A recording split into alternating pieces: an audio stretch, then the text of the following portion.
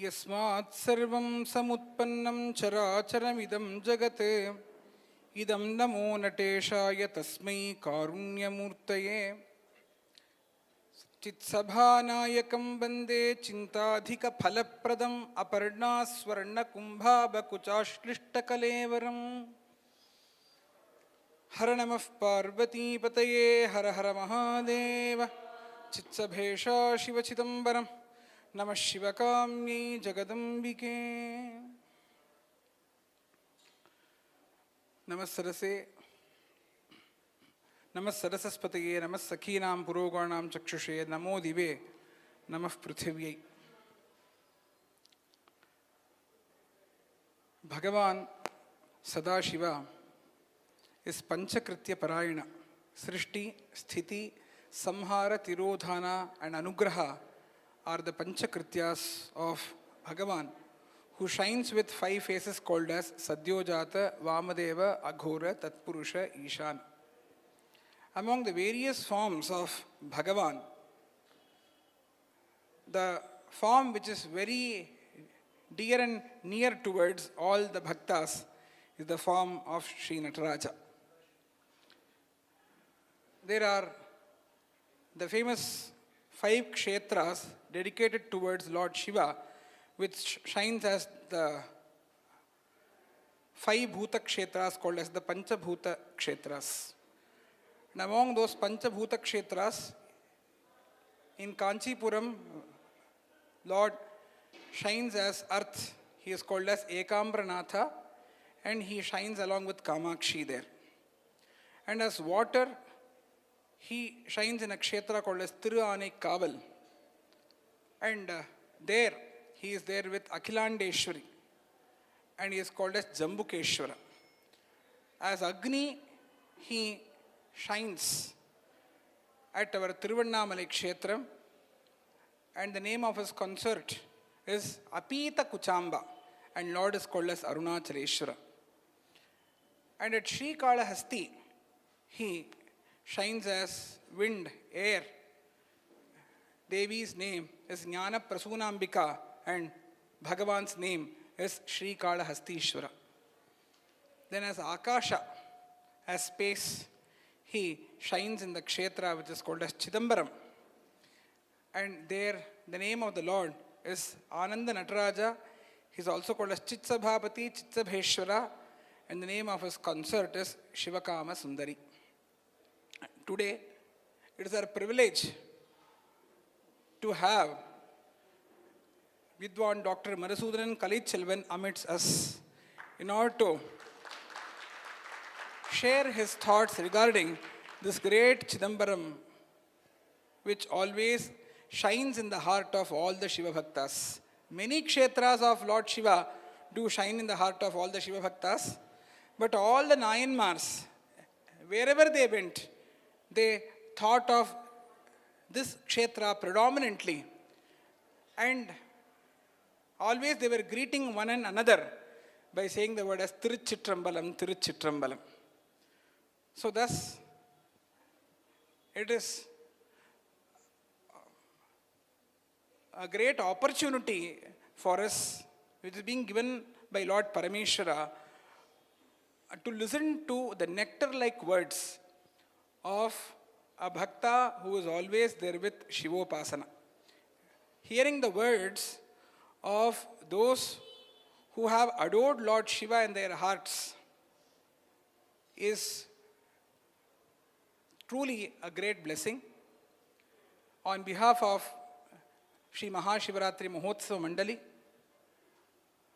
I do very cordially welcome Dr. Madhusudanan Kalitchelvan for today's lecture session, and I request him to enlighten all the audience regarding Sri Chidambara Mahatmyam. Jnanamichen Maheshwarat, says Shastras. I do proclaims thus: if you all need to obtain that ultimate knowledge, which is called as wisdom, which leads to the experience of eternal emancipation, then one has to do Shivopasana. Because he is Jnana Pradayaka and he is called as Prathamo Daivyo Bhishak, and he is the predominant form of that Brahman. So it is our ardent duty to do Shivopasana during Mahashivarathri, and it doesn't mean that we should do the Upasana only on Mahashivarathri day. Daily is Mahashivarathri towards us. So we all have gathered here in order to experience that unalloyed bliss which shines as Shivam within us. Through the words of Dr. Madhusudan Kalitchelvan, for which he gets the energy from Shivam itself directly. I once again welcome Dr. Madhusudan Kalitchelvan.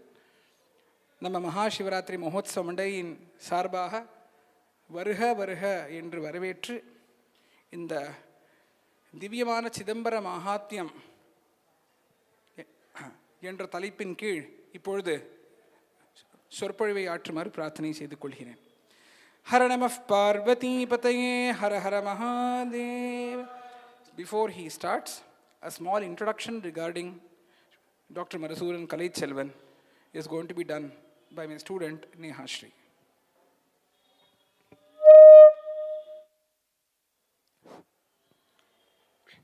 Shiva Shiva Rama Rama. Dr. Madhusudan Kalitchelvan, an architect graduate and a gold medalist in his post-graduation, specializes in conservation and architectural research. His doctoral research is on Thiruvannamalai temple town planning. He has been an academic for around 14 years now, mentoring students of popular schools of architecture. He is an active heritage enthusiast and his contributions have earned him several awards and accolades. He is a faculty of Saiva Siddhantam at the Dharmapuram Adinam and has been conferred with the title Saiva Siddhanta Ratnakaram in May 2024. Dr. Madhusudanan is one of the youngest to be awarded the Adina Pulavar 2023 title and Saiva Tamil Arignyar Award 2022 by his Acharyan, the 27th Pontiff of Sri Dharmapuram Adinam. He is the first recipient of Professor Swaminathan Award 2020 for his service in the field of heritage and culture. He received the title Ilekya Chemmal in 2019, recognizing his mastery over Tamil literature. He is the youngest recipient of the coveted Vedavalli Memorial Award for Outstanding Service by a young achiever in the field of South Indian heritage in 2018. He is well versed in the fields of art, architecture, heritage, cultural studies, and vernacular practices. He is also a popular speaker on the wide range of topics associated with heritage, religion, culture, temple traditions, arts, and literature. He served as a member in the capacity of an architect in the state-level heritage committee constituted by the Hindu Religious and Charitable Endowments from 2018 to 2022. Dr. Madhusudanan has been nominated as a member of Academic Council of Tamil Nadu, Dr. G. Jayalalitha Music and Fine Arts University. He has been writing columns on popular print media covering subjects like epigraphy, conservation, and not so popular temples and archaeology. Through his popular initiative, Radham, Road Access to Temples, Heritage and Monuments, he curates and conducts tours to places of architectural and cultural heritage since 2012. He has authored books in Tamil and English on arts, temple tradition, and architecture. On behalf of Shri Mahashivarathri Mahotsava Mandali, I once again welcome you, sir. Dhanyavada. Shiva Shiva Ram Ram.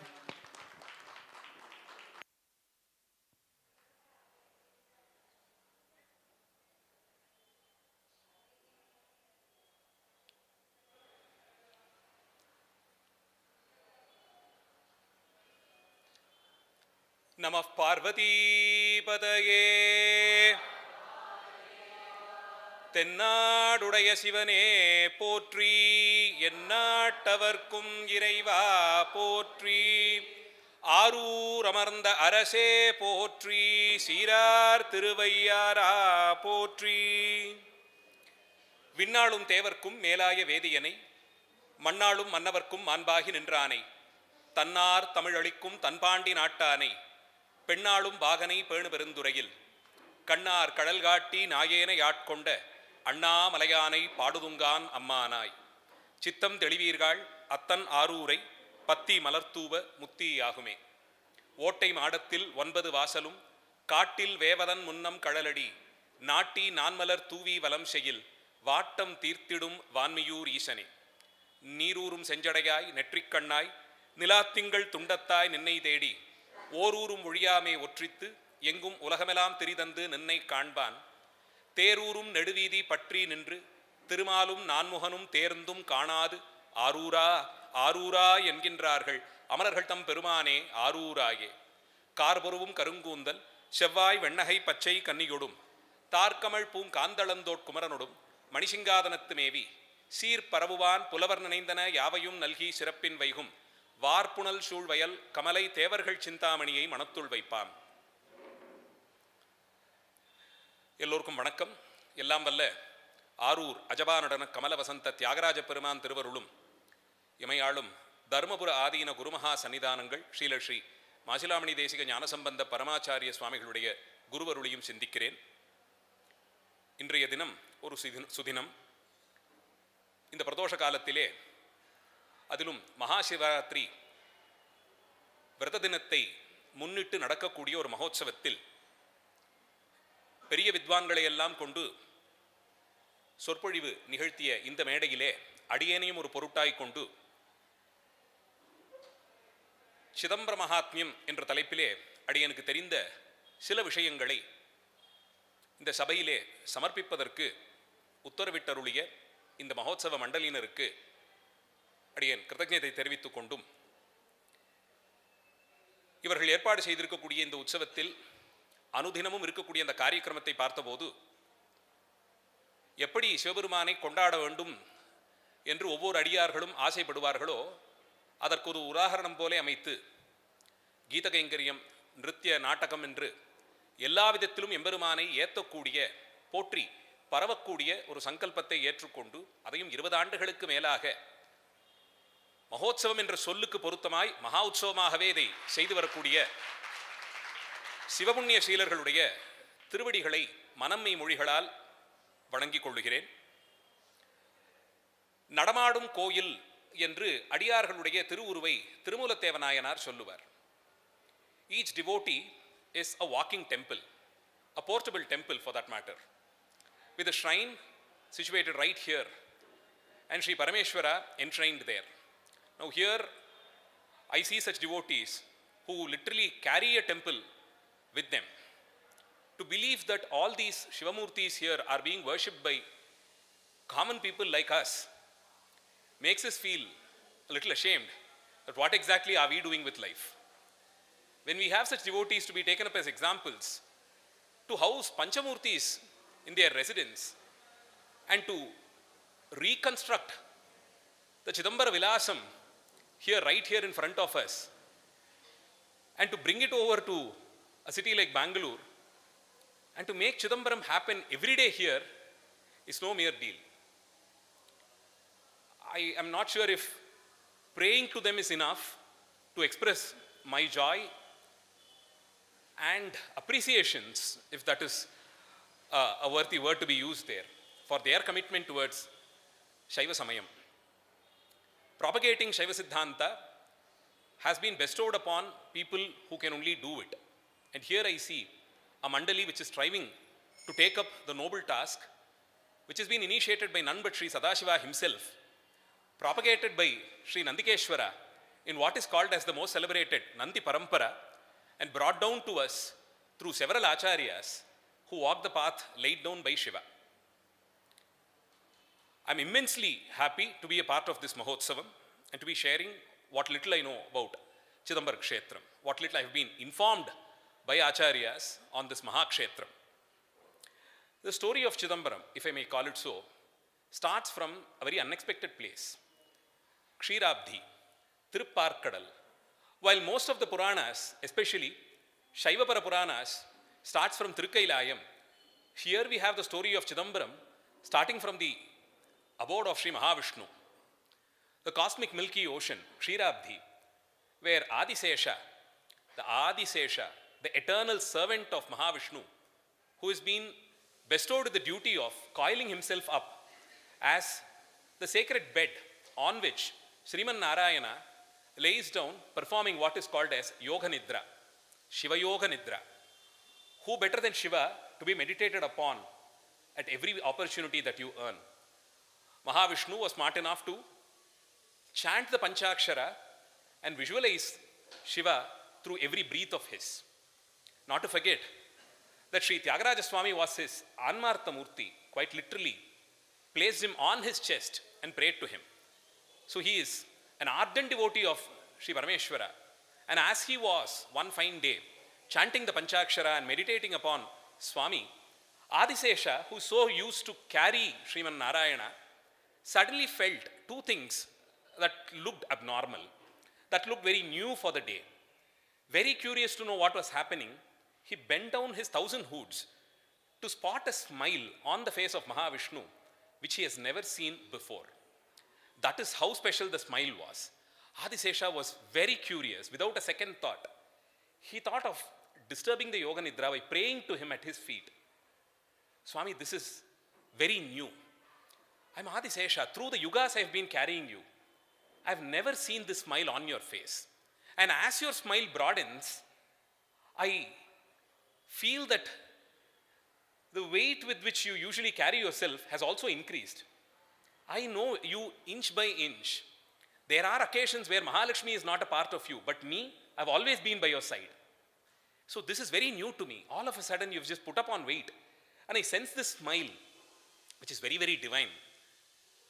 My curiosity has no bounds here. Kindly forgive me. But here I would like to disturb you for a moment and ask you the reason behind this. I shouldn't be missing the reason behind this. Please help me understand the reason behind this. And that is where Sriman Narayana starts elaborating the Mahatmyam of Anandatandava, Sadhananda Nrittam as it is called. To perform it eternally, Chidambara Kshetram was chosen. But even before making Chidambaram his eternal venue, to bless his devotees over yugas to come with his Sadhananda Nrittam, Sri Parameshwara has performed this elsewhere. And that story was elaborated by Sri Mahavishnu. And Adisesha was an audience. He started this story many, many years back, many centuries back, like how every Puranam goes back in time. Sriman Narayana said, in the holiest forest of Dharukavanam, where several rishis, not 1 or 2 or 50 or 100 or 1,000, they were 48,000 in number. 48,000 rishis, along with their patnis, were housed in that Aranya by the divine will of Sri Parameshwara. And they were the ones who were the first beneficiaries of the 4 Vedas, which were also emanated from Sri Parameshwara himself. Shaiva Siddhanta says that Swami took the form of Dakshinamurti, sat facing the direction of south, the direction of death, which all of us fear. But if it is Shiva Jnanam, then it faces south, threatening Kala, threatening the fear of death, installing sense of fear in the God who fears everybody else. So that way, sitting as Dakshinamurti, Sri Parameshwara elaborated the 4 Vedas to Shanakadi rishis. And from them, it spread through the Rishi Parampara. And 48,000 rishis were handed over the duty of securing the Vedas and to think about it, debate upon it, munch upon it, and spread the words. As it goes, the Vedas also have the Purva Bhagam, which is more on the karmas, was towards the betterment of the universe. They always prayed and wished that the world is always a happy place to live. Because there were other not so evolved people who needed the support of the rishis. And hence Swami deputed them to take care of the Maraigal. Because it has the tendency of being very indirect in its approach. It does not elaborate things in a direct tone. There are word plays. There are more than one meaning possible to the same verses. So it needs a special level of seasoning to decode it the way it has got to be, which could get them the control of Indra. They were also trapped. Slightly disturbed, they thought, what is it that we are enjoying in this wild forest? Just eating these wild berries here and breathing air for water. Why this? Now that he has Kubera, why not we start doing this? And so did they. They fell for the trap quite literally and started performing these yajnas.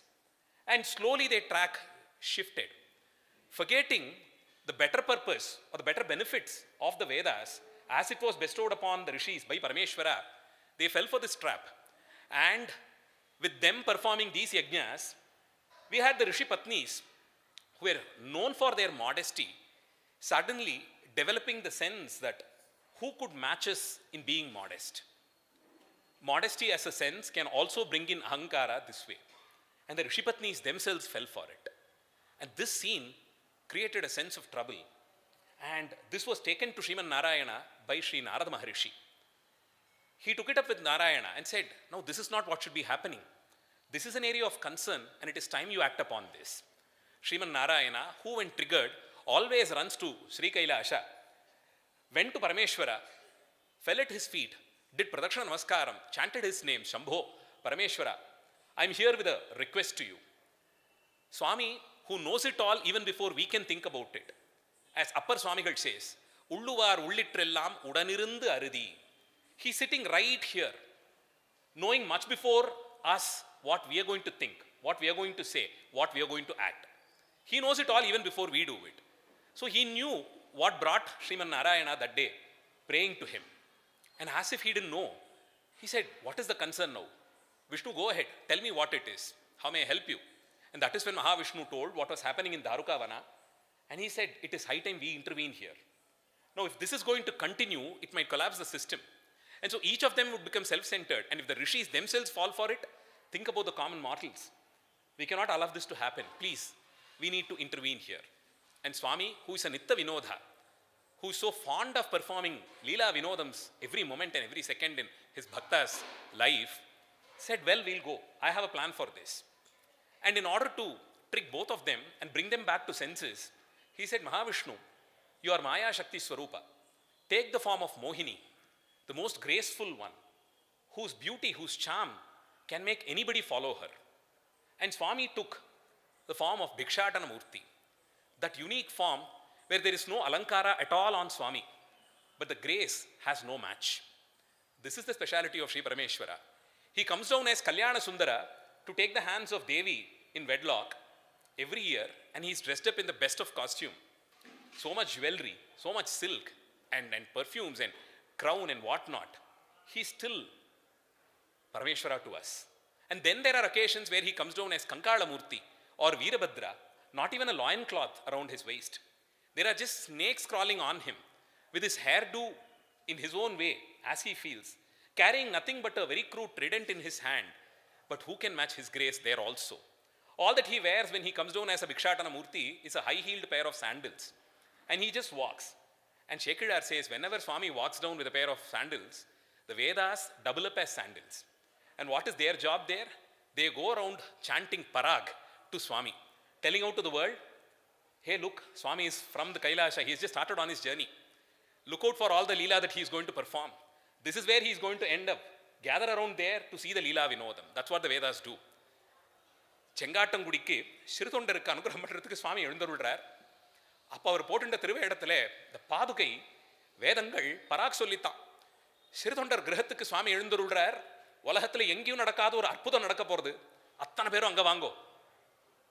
இப்படி ஒரு பக்தருடைய உத்தமமான பக்தியை யாராலையுமே சொல்ல முடியாது. பரமேஸ்வரன் அதை உலகத்துக்கு காட்ட போறார். அத்தனை பேரும் வாங்கோன்னு வேதம் பராக் சொல்லித்தான். That is Sekidar's observation when Swami started his journey from Sri Kailasham to Shengattangudi to visit Sirudonda Nayanar. That way, as Bhikshatana Murti, he walked down to Dharukavana. Mahavishnu followed the orders of Swami and took the form of Mohini, the graceful and charming young woman, and walked down that parts of Dharukavana where the rishis were performing their yajna. And as such, they were diluted by them. They had forgotten the need for the Vedas that were given to them. They lost track of what the purpose of their life was and fell for the beauty of Maya Swarupa of Mahavishnu and started following her. Abruptly skipped the chants, abruptly gave up on the ahutis that they were performing and started following Mohanavatara of Mahavishnu. And Swami as Bhikshatana, surrounded by his most favorite Bhutaganas, playing music, accompanying him, walked down the streets of the residential quarters of the rishis, where the Rishipatnis were active, probably active in the kitchen. But when they heard this sound on the streets, music on the streets, they just came out to see. And there stood amidst the Bhutaganas, Swami, who was Sarvanga Sundara. What could match Swami? Swami's samarthyam is, whichever vesha he takes, nobody can match him in that vesha. He comes down as a woodcutter, No woodcutter in the world can match his proficiency in woodcutting. He comes out as a bangle merchant selling bangles on the streets of Madurai. Nobody else can match his chaturyam when it comes to selling goods that he has. So his samarthyam is unmatched in any form that he takes. So here, as a mendicant, with a skull bowl in his hand, as if he's there asking for alms, walked down the streets. And the Rishipatnis, even before he asked, emptied their houses, just in case to go close to him, take a closer look, and offer whatever they had. And as if once was not enough, they came back to the house, emptied the coffers, took all the gold jewelry, followed him down the street wherever he went in front of him, rushing to get a quick and a closer glimpse of him, and offered what they had. When the coffers were emptied, whatever jewels were on them, they didn't mind sparing that also. So that Bhiksha Patram, which the Bhutaganas carried, were overflowing. And with that one smile, which was enough to cause Jnana Paripurnatvam to everybody who saw it, Swami walked down the streets of Dharukavana. And as this was coming to a close, suddenly the rishis realized that something was not right. They suddenly realized that this is not what they should be doing.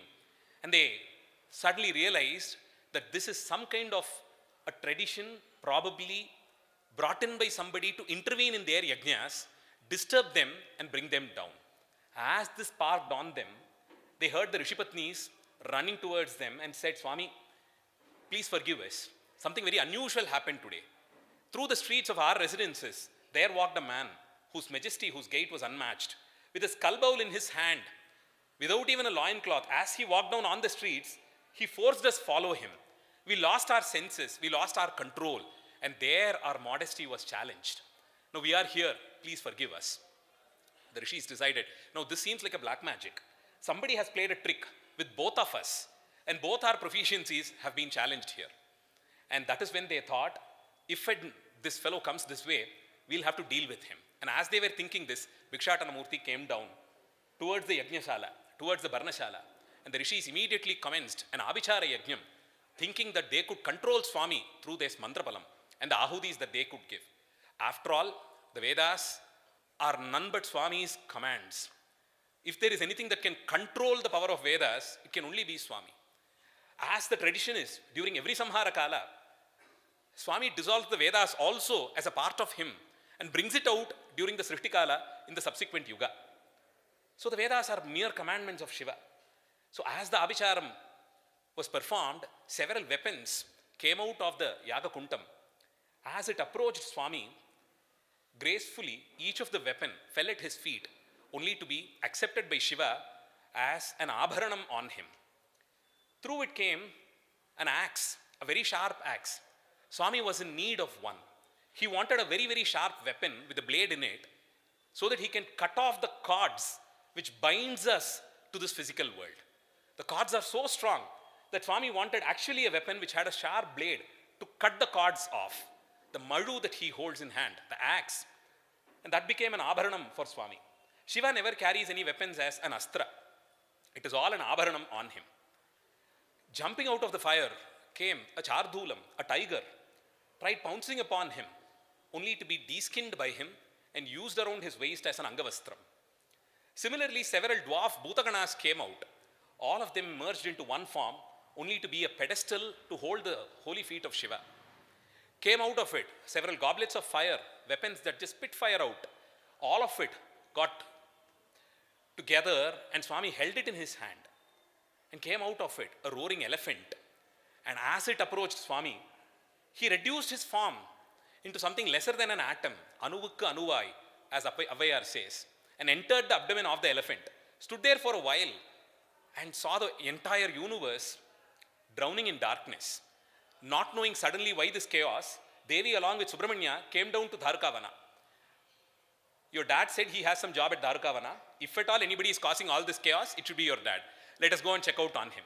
So saying, as Devi, cuddling his little kid Subramanya, approached Dharukavana, suddenly, to the surprise of everybody there, Shiva ripped the hide of the elephant and came out of it as Gajasamhara Murti. Parvati, fearing the little kid's reaction to it, tried to hide him away from this act of Swami, this parakramam of Swami.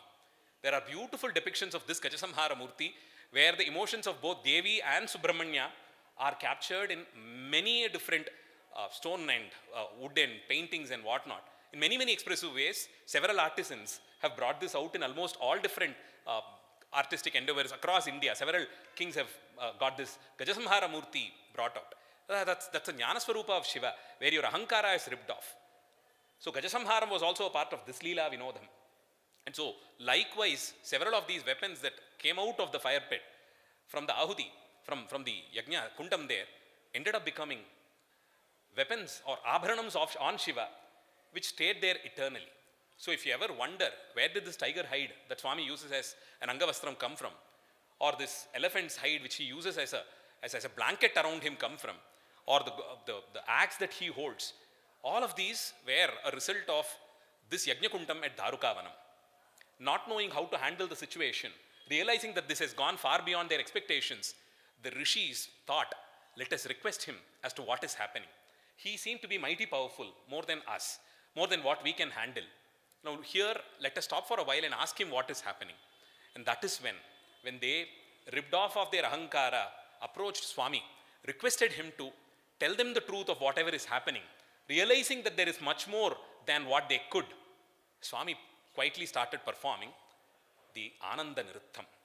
It was almost the sunset as it was happening, the Sandhya Kalam, where the sun sets and the sudden darkness that surrounds you, and a moment of shrill and surprise and what next is a question then. That moment when we all feel tired after a busy day, we just want to go back home, rest. A moment which kind of causes a sense of confused nature in us. That is when Swami started performing the Sadhananda Nrittam. Of course, all through the day, every time there is a break-even that is happening through the day, when there is sunrise, Swami performs Sadhananda Nrittam. When it is Madhyanika Kala, Swami performs his dance. So through the day he performs, and in the Sandhya Nrittam is the most special of it. As the evening sets in, to the rhythm of the Vedas, Swami started performing the Sadhananda Tandavam.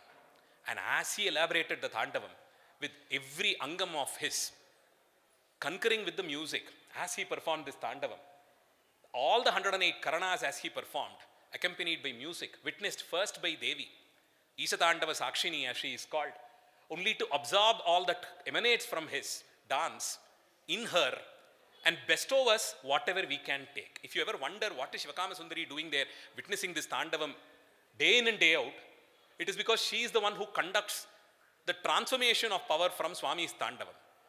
That is more like the DC. You cannot absorb it all by yourself. It goes through Devi, and knowing what is our capacity and our need, it is through the eyes of Devi it reaches us. That is why we are so particular about always having Shivakama Sundari just next to Swami. More so in the temples in the southern districts of Tamil Nadu, near Madurai and Tirunelveli, you will actually see Shivakama Sundari standing facing the west. Swami will be facing south, and Devi would be proper west, she would be facing, to absorb the Tandavam through her right eye and through the left blessing us. It will only be that left eye of Devi that we will be able to see when we stand in front of him. So she absorbs it all and blesses us. That's how Shaiva Siddhantam says. That's the role of Shivakama Sundari whenever Swami performs a Tandavam. And as this was happening, every speck of doubt in the hearts of the Rishis and the Rishi Patnis got dissolved. There was never a word uttered by Swami. But as this Tandavam developed, and finally, when he froze in the Ananda Nrittam, with the tudi or that little drum held in his upper right hand, and the Samhara Agni in his upper left hand, and his lower left hand thrown across his chest, and the lower right hand posing with Abhaya Mudra, his right leg properly stomping the dwarf there, who's an embodiment of ignorance and arrogance, and his left leg raised all the way up. The right leg depicts Tirodhana, wherein that is the capacity of Swami alone to suppress ignorance when you offer yourself at his feet. That's why both Nataraja and Dakshinamurti, both of them have this depiction of a dwarf demon-like being there at his feet, always being stomped by him.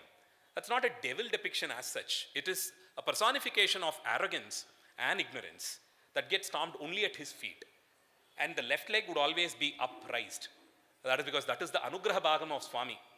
The left side of his, which is occupied by Devi, who is the Matru there. She is the Divine Mother. Who better than Mother to approach you with that affection. So your father scolds you and your mother consoles you. That's exactly the role here. Swami gets arrogant, stormed at his feet, and Devi helps you rise up in jnana. So this Tandavam was more than a reply for all the 48,000 rishis there to be witnessed along with their wives, and they started weeping their heart out. And that smile that the rishis posed as this Tandavam came, that was the same smile that Mahavishnu spotted that fine day when he was interrupted by Adisesha and asked what caused this smile. That was where Jnanam could be sensed by the rishis, because Jnanam brings in Anandam along with it.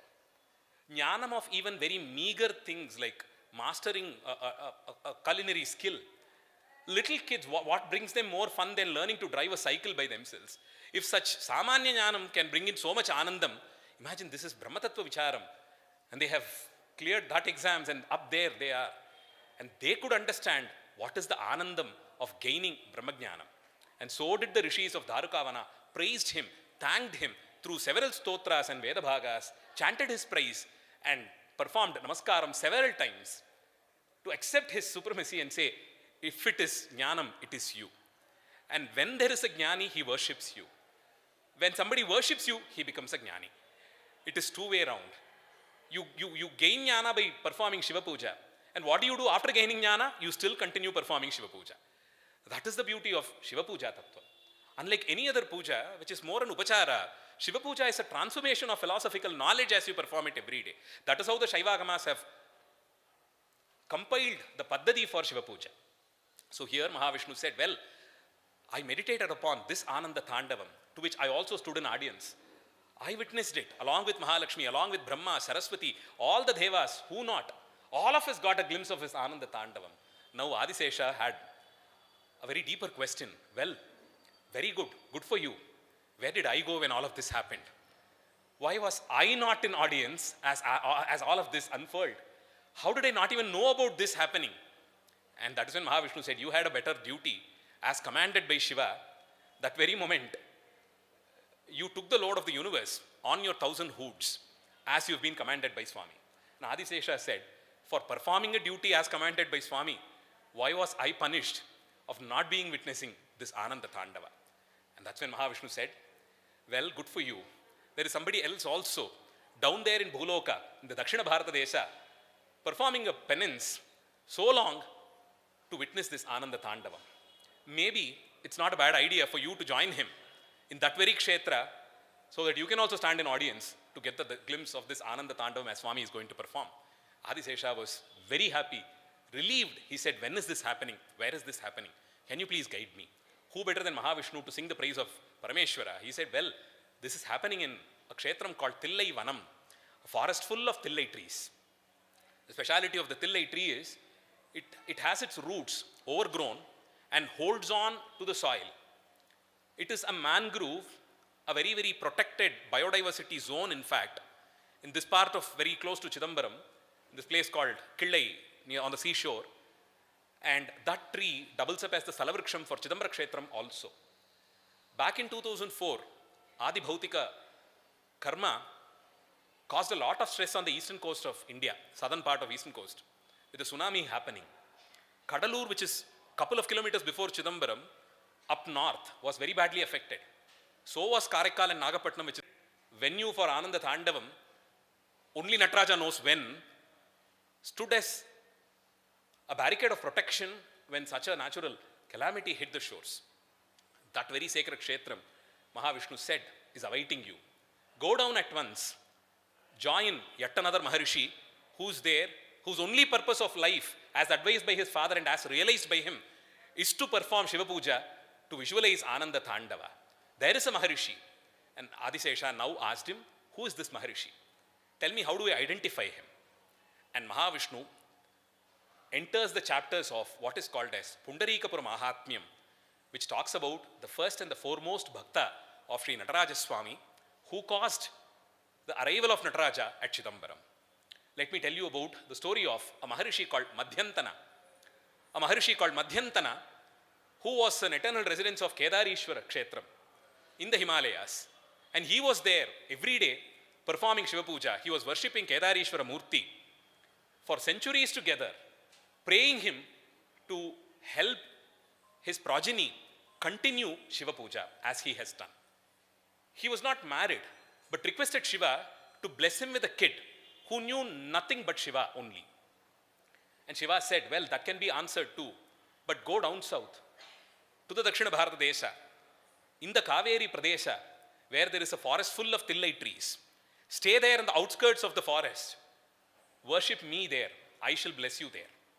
And being overjoyed by this command of Shiva, Madhyantara Maharishi came down south, came down to the Kaveri Pradesham, identified the forest full of tillai vriksham, and as commanded by Shiva, in the southern outskirts of this forest, installed a Shivalingam and worshipped him.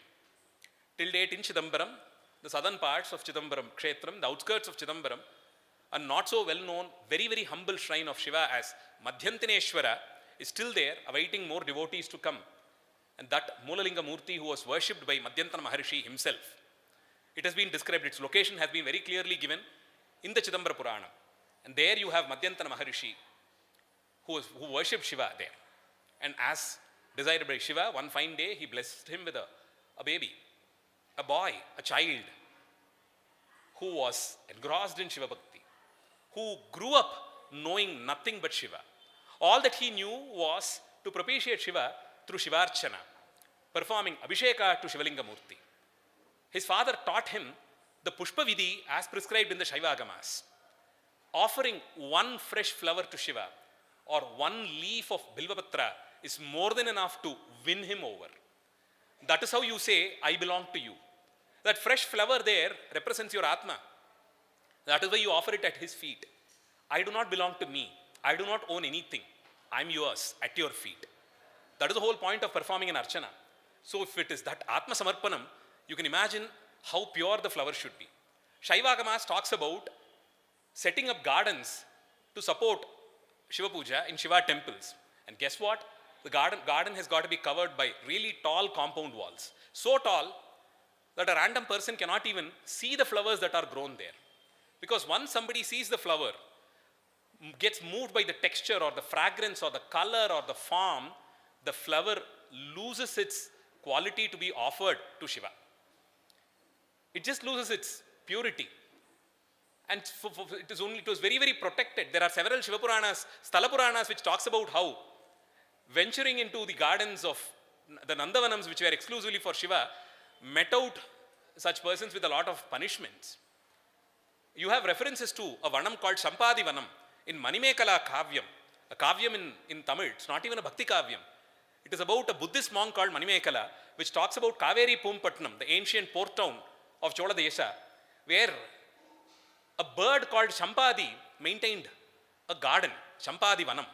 And much later, Jnanasambandha Swamigal, when he visited Vaitishwaran Kovil, talks about how this bird called Sampadi maintained a garden in Kaveri Pumpatnam. He does not talk about Kaveri Pumpatnam. Jnanasambandha gives us a very, very beautiful indirect reference. He says, this Pakshi called Sampadi managed to fly 1 yojana distance every day to pluck the best of the flowers to be offered to you. And guess what? Vaitishwaran Kovil and Kaveri Pumpatnam are exactly 1 yojana in between. Jnanasambandha talks about this very exclusive garden which was maintained by Sampadi. So everybody who is to offer flowers to Swami will have to maintain such exclusive gardens. And people who could pluck the flowers should be initiated in Shiva Bhakti, in Panchakshara Mantra. They should be Dikshitas themselves.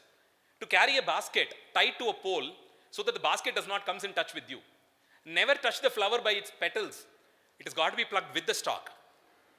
And tie a piece of cloth around covering your nose and mouth so you don't fall in love with the fragrance. With such purity you pluck those flowers. And this Pushpa Vidhi was taught by Madhyantara Maharishi to his son. And his son felt, if that is all what it takes to pluck flowers to be offered to Swami, let me lose the capacity of my body to attain a level where it makes it easy for me to pluck such flowers. So he requested Swami to give him with a pair of hands of tigers, legs and hands of tigers, with sharp claws and nails, to climb up trees early in the morning, before even the bees visited the flower, before they could end up sucking all the nectar out. He wanted to pluck flowers which were nectar filled to offer it to Swami. Every dew of nectar there represents your Anma again. Because it is tough to collect nectar from flowers, we end up doing an abhishekam of honey to Swami. So that is how, with that purity, he wanted to pluck flowers. And thus was born Shri Vyagrapada Maharishi. As the name says, who had the feet, who had the legs and hands of a Vyagra or a tiger. And he was initiated into Shiva Puja by his father. And when he was aged enough, his father said, the true purpose of life is to perform Shiva Puja. And the best benefit out of Shiva Puja is to have a glimpse of Anandatandava. Swami has blessed me this kshetra, asked me to be here, for you to be born, to nourish you.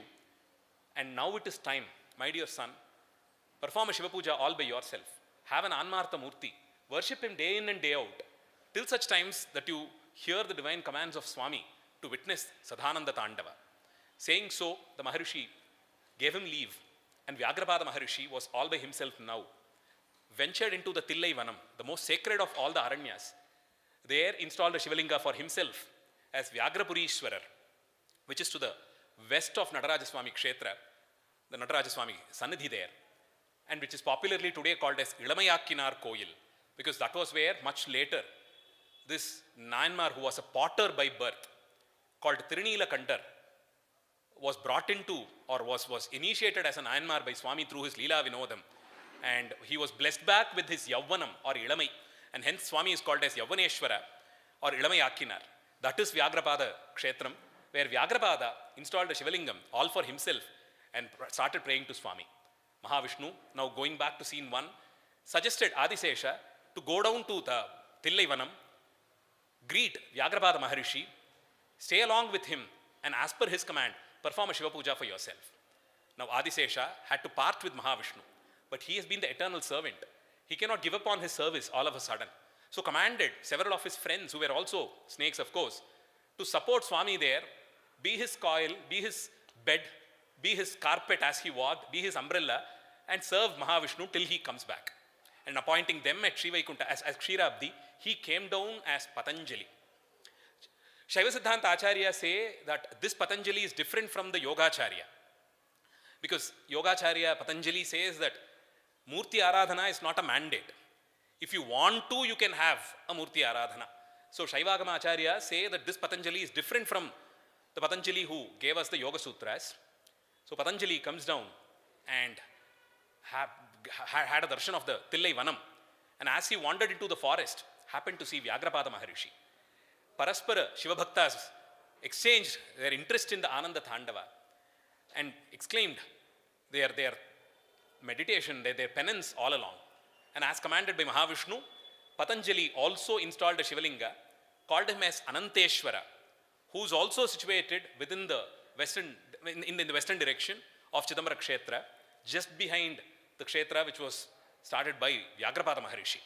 Ananteshwara, as he is called. Till date, all these 3 Kshetras are pretty much in Chidambaram in active worship. So when you go there next time, Chidambaram does not get over with the corridors of Natarajaswami Sannidhi alone. You have Madhyantara Maharishi, who was the first to bring in the sanctity to Chidambara Kshetram. You had Vyagrapada, who has worshipped the Swami all by himself. Then you have Patanjali as Ananteswara, who is worshipped for himself. So 2 Anmartha Murtis of such great Shiva Bhaktas are to be worshipped too.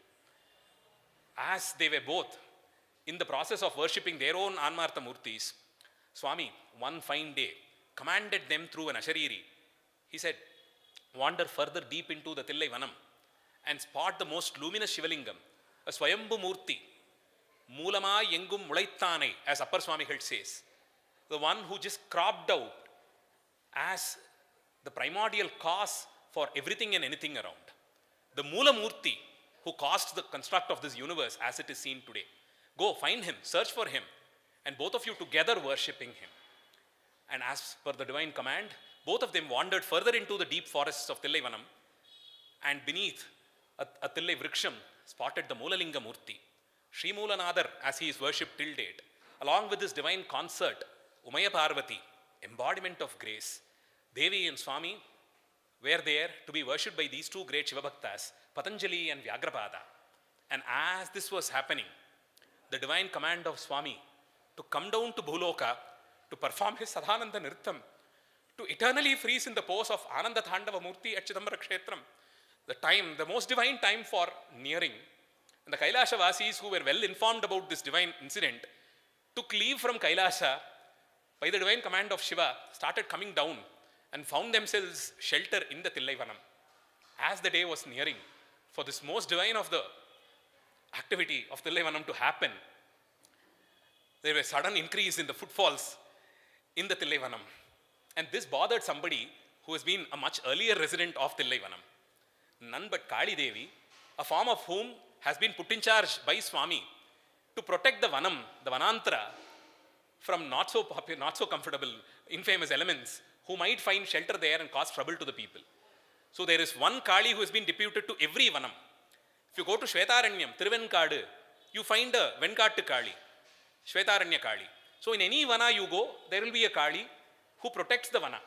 And there was Thillai Kali, who was put in charge by Swami himself. But she has been enjoying the privilege of being that lonely resident of the Thillai Vanam all along. And suddenly out of nowhere, she sensed a lot of people coming and making this their place. Quite curious, not knowing what was happening suddenly to this wild forest, requested them as to what was happening. Why this sudden increase in people who made Thillai Vanam their residence? And that is when the Devatas said, well, it is time for Swami, as by his divine command, to come down, perform an Anandatandava, the Sadananda Nritta, to stand here eternally as he has promised, to bless crores of devotees to come for yugas together.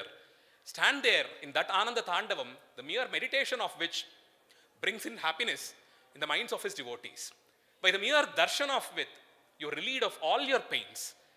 By taking this inside, by painting a picture of which inside helps you cut off all the cords.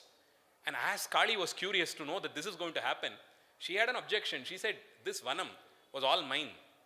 Where did all of this come from suddenly? Wait, let me wait till that prime event. And I'll see this Swami who's going to come down and perform the Tandava. Let me have a word with him. And as the days were nearing, you had Devas, the Indradi Devatas, the Ashtadik Bhalakas, the Navagrahas, the Vidhyeshwaras, the Ashtavidhyeshwaras, all of them under the leadership of Brahma came down and occupied the northwest corner of Thillaivanam.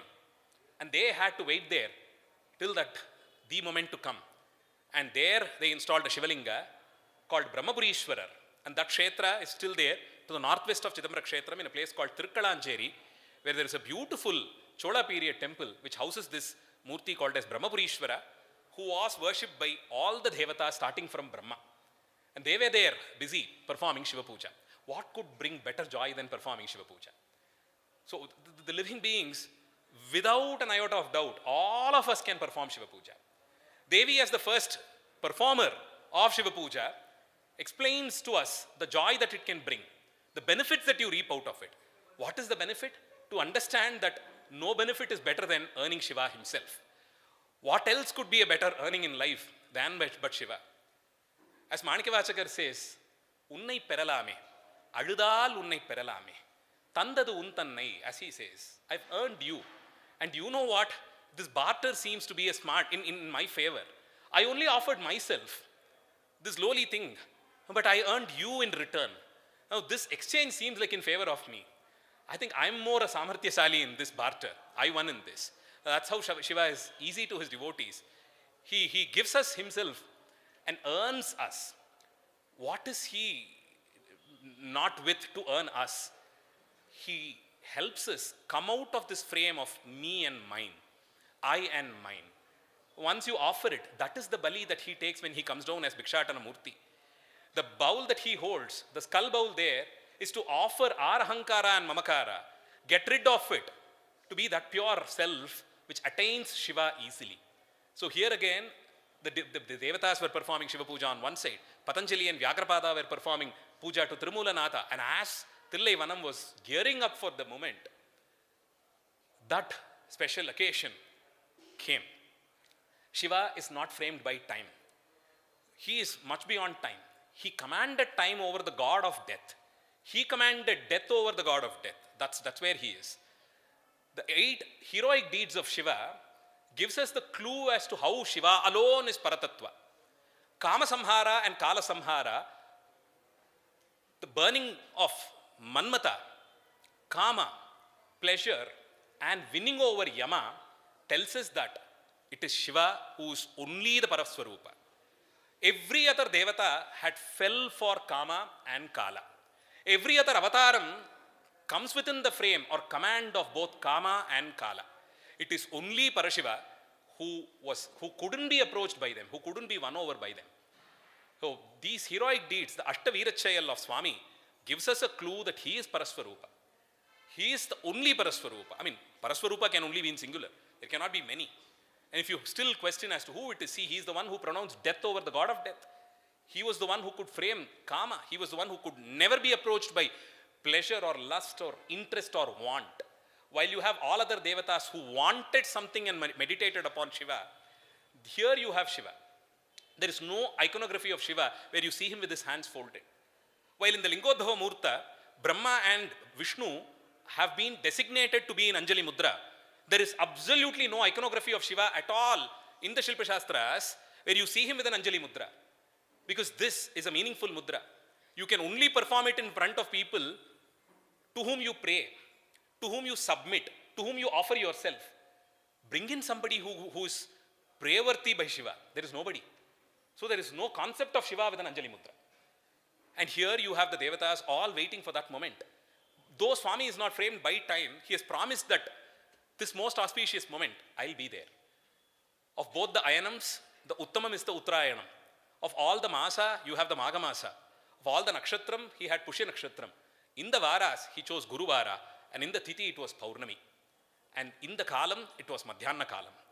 That moment of the day where no shadow can be casted. Where the sun is upright and no shadow can be casted. There is no concept of shadow for Swami. There cannot be something which mimics him. So there is no concept of shadow. So he chose that moment and he came down. As Gopalakrishna Bharatiya says in his popular Kriti, Vadakailayil Munnal Mamuni Karul Shaidabadi Tavaramal Tillai Padiyil Vandu Taimadatil Guru Pusatil Pagal Neratil. So it was the Guru Pushya Punyakalam, the Paurnami Tithi, Guruvara, Pushya Nakshatram, and the Madhyana Kala, the most Uttama of all the aspects of time fell in, and that moment Swami came down to perform his cosmic Tandava. As he approached the Chitsabha, the Purana says, he was requested by Kali for a moment for a question. She said, well, this has been my place and I have owned this and I know you have commanded me to protect this. Now suddenly I see a lot of changes here. How am I to react to it?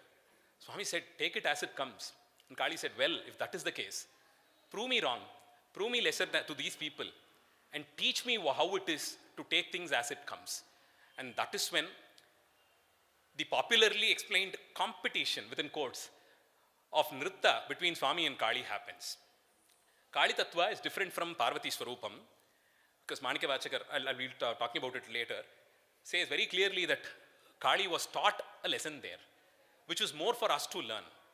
And that is where, as Swami performed, Kali mimicked his poses.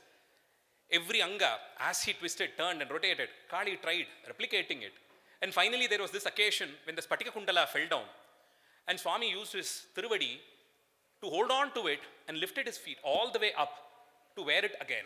Because in Natya, in Nritta, Aharya or your makeup, your dress, ornaments should be perfect till your performance is over. If something there flaws, it is a flaw on your performance. It becomes a dosha.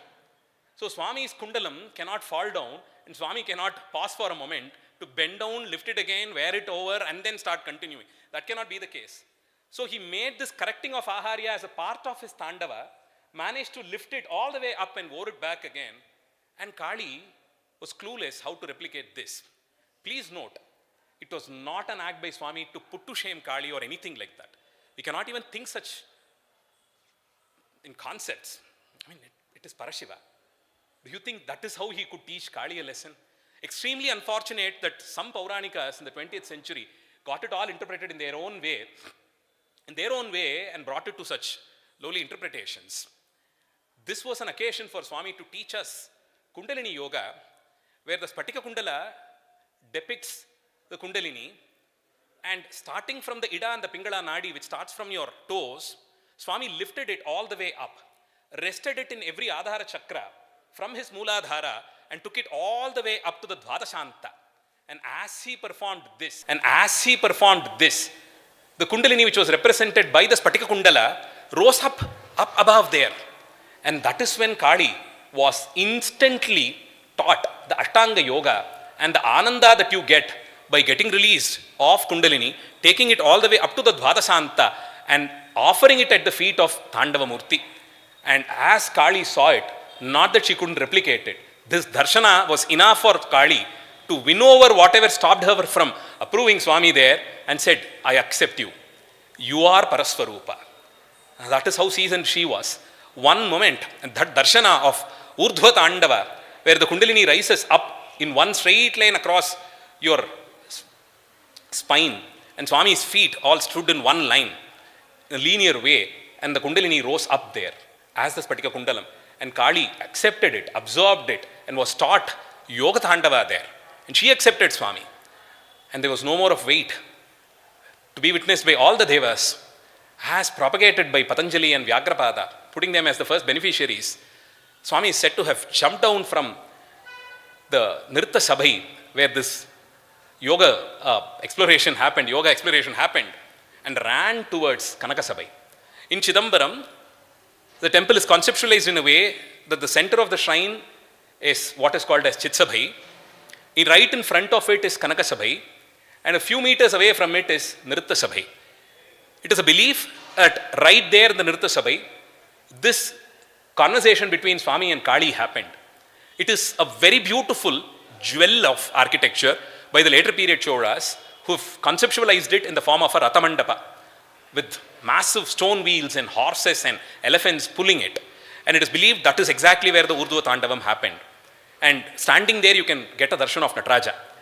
So imagine Swami with his overflowing Jatabharam, after having taught Kali the Yoga Rahasya, jumped up from there with Ganga sprinkling all around, making way for Swami. When Swami walks, we mop and sweep the floor, and when there is a procession, we draw columns. Ganga was ready to do that as he took his final steps towards Kanaka Sabhai. For all of them to witness with overwhelming joy and Ananda, Swami climbed the Kanaka Sabhai and stood there for a moment. Now that is exactly where us, before this chance to merge with him in Chitsabai, get to stand to have a darshan. Climb the Panchakshara Padi, a fleet of 5 steps which represents the Nakaradi Panchaksharam, from the lower to the upper, in the same order. And as he climbed up there, turned around for all of them to see, accompanied by Devi, a Shivakama Sundari, standing just next to him, started performing the same Angathandavas that he performed at Dharukavana, to be witnessed by the 48,000 rishis to bless them with Shivatattva Jnana. And as Swami performed, Mahavishnu joined him in the percussion, Brahma started playing the thalam, Vani started playing the veena, Kinnara, Kimpurusha, all of them accompanied Swami in the choir, and Vedas formed the core, and Swami performed the Anandatandava. And finally he froze in the Sadhananda Nritta, he froze in the Anandatandava pose, with the right hand holding the Tudi, the left upper hand holding the Samhara Agni, and his left lower hand across his chest. Abhaya Hastam, the left leg raised up, lifted all the way up, and stomping the Apasmara Purusha, the embodiment of arrogance, stood there, Patanjali and Vyagrapada, just next to him, crying out in joy, having attained the palan of their penance, the purpose of their birth, to witness Ananda Nrittam. Requested Swami, thank you for answering our prayers. We have more to ask. Swami was ready to bless them with whatever they wanted, and all their request was, guess what? Freeze here in this pose. Freeze here. So for years to come, for yugas to come, the mortals who come here with so many questions and doubts and less clarity in life and the purpose of life, let them get to enjoy this benefit. By the mere darshan of this, we are overjoyed. What can match the joy of that 1 second of Nataraja Darshanam? You should see people running inside the temple from the eastern Gopuram. They would be probably engrossed in worldly topics when they are traveling towards Chidambaram. But the moment they reach the Theradi, as they jump out of their vehicles, running towards the temple, asking everybody as they approach, Chantamudiswara Puja aidta, Ratnasabhapati aidta, Sabaik Tarandirka, Kikram Beldama, Pakramagattalam kelvi kettikite odi poi. Shivanga Tirtha Pathi Pudi or Kai Kupito, Iroto or Padia, Harakaparaka odi poi. Adan Nodayarte Edrikan the Chitsabai Terime, Dovandutome, Nataraja Ingerkar, Inganarkar, the Tandavanda, the Chatanga Satan Gekar, and odi poi. வெயிலில் ஓடி போய் அங்கே நின்னோம்னா சபையில் அந்த இருட்டில் உடனே சுவாமி தரிசனம் தெரியாது. அஜ்ஞானம் அங்கேயும் கண்ணை மறைச்சுட்டு இருக்கும்.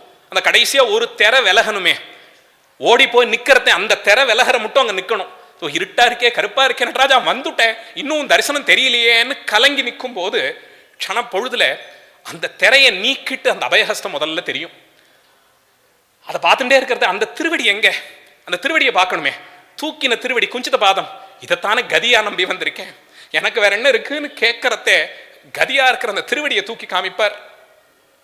அந்த சிரிப்பு அப்பர் சுவாமிகள் குவின் சிரிப்புன்னு சொன்னாரே, இப்படி குவிச்ச ஒரு சிரிப்பு, அந்த சிரிப்பு.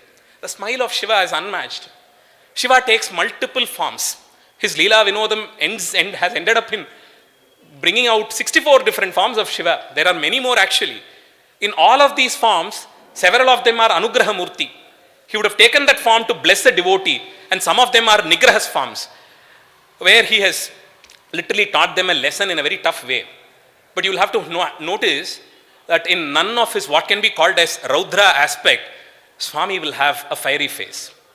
It is never ever a fiery face for Shiva. Even if it is a very cruel samharam that he is performing, the smile will never change. That is yet another aspect of being the Paraswarupa. There is no shift of moods. There is no change of mood. Even when he gave leave to Dakshayani, when he wanted to go down to, she wanted to attend Daksha Yagam, Swami was smiling. Don't go by depictions in movies, please. He was very, very smiling and said, please, go ahead. Let me meet you there. When he performed Gajasamhara, he was smiling. When he performed Tripura Samhara, the smile was the weapon in fact. All he had was one bow and an arrow. He carried only one arrow, which was also not used in the Tripura Samhara. It was the smile that caused all the 3 towns to be set ablaze and fell down as a heap of bhasma. So Jnana Pradhanam is through the smile. He never opens his mouth to advise us. There is never an advice. There are no lengthy lectures at all in the classroom of Swami. He only spots a smile, which is more than enough to clear all your doubts. That's why the smile of Dakshinamurti is very special.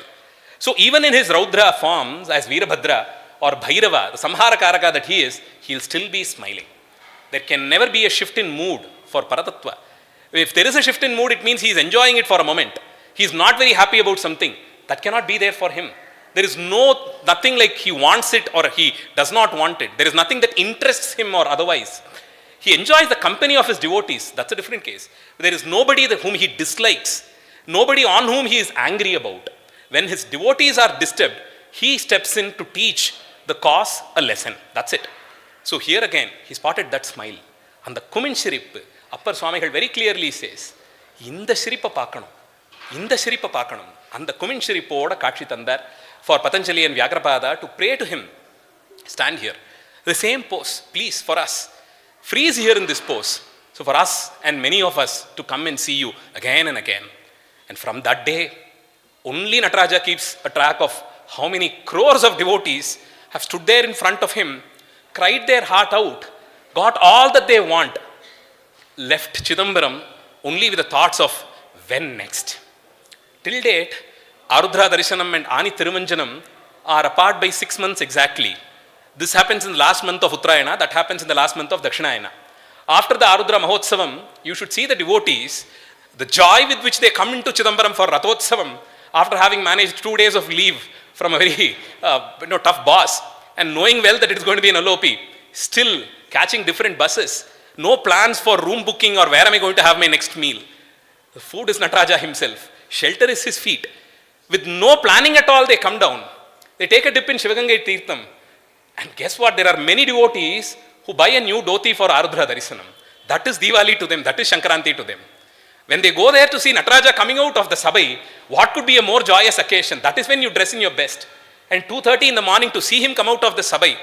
It will be like that first day when he came into the Sabai. The same joy will be mimicked by crores of his devotees.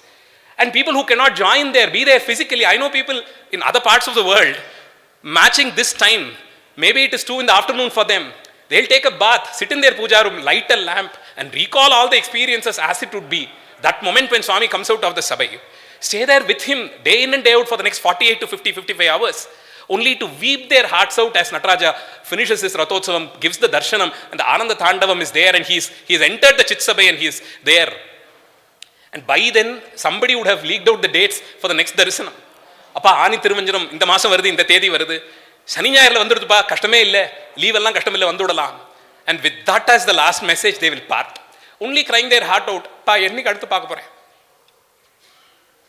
Nothing can match the darshanam of Anandatandava. If it could bring in this joy within us, think about the joy that probably Jnanasambandha Swamigal and Appar Swamigal and Sundaramurti Swamigal had when they had this darshan of Nataraja.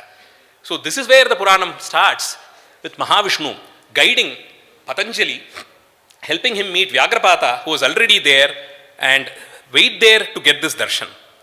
So from Dharukavana, the story of Chidambaram begins. And as it goes, Chidambaram is identified by several names. Because it was Vyagrapada Maharishi, a puli who caused the beginning of the story, the temple has been always referred to as Puliyur. Simply, Puliyur. And the Cholas identified the Puliyur, Chidambara Kshetram, to be very, very exclusive. They are known for building temples all over south of India, but Chidambaram was their headquarters. Their political headquarters, in fact, because that is where every Chola king got himself crowned. The first darbar always commenced in the Rajasabai of Chidambaram temple. So that was their political capital too. Quite literally, Chidambaram is also the entry inside Chola land. If you drive from Chennai through the ECR, Pondicherry, Kadalur, and then finally Chidambaram, till Kadalur it is what is called as Nadunadu. Chola Nadu starts right at Chidambaram. So literally it's a threshold into the Chola country. So for the Cholas it was very, very special.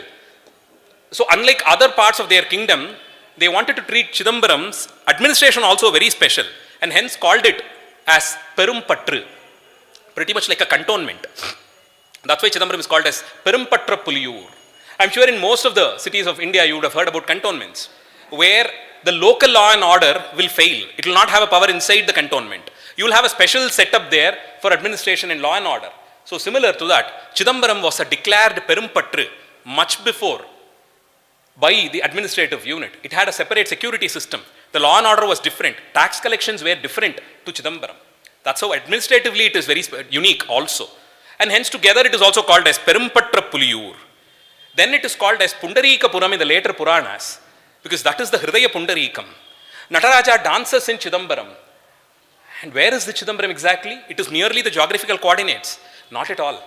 You've been advised to go there, frequent it, observe it so much. So like Patanjali and Vyagrapada wandering inside the forest, manage to find Chidambaram, you also wander within you to spot the Chidambaram pretty much inside you. And there is the Chitsabai. And there you have Nataraja performing the Anandatandavam. And there is also the screen which has stopped us from the darshan till the moment it is cleared. And hence it is called as Pundarika Kshetra. It is the internal lotus. And as it petals out, you see Nataraja dancing right in center of it. And hence Pundarika Puram. Chidambaram, the most popular way as we call it today. But the Padigams, the Tevara Padigams especially calls it as Puliyur and Perumpatra Puliyur. Chidambaram as a Kshetram is referred to as a word has been used only by Tirumula Nayanar in the Tirumurais. Chit Ambaram, that is the place where your conscious or ultimate truth is brought out.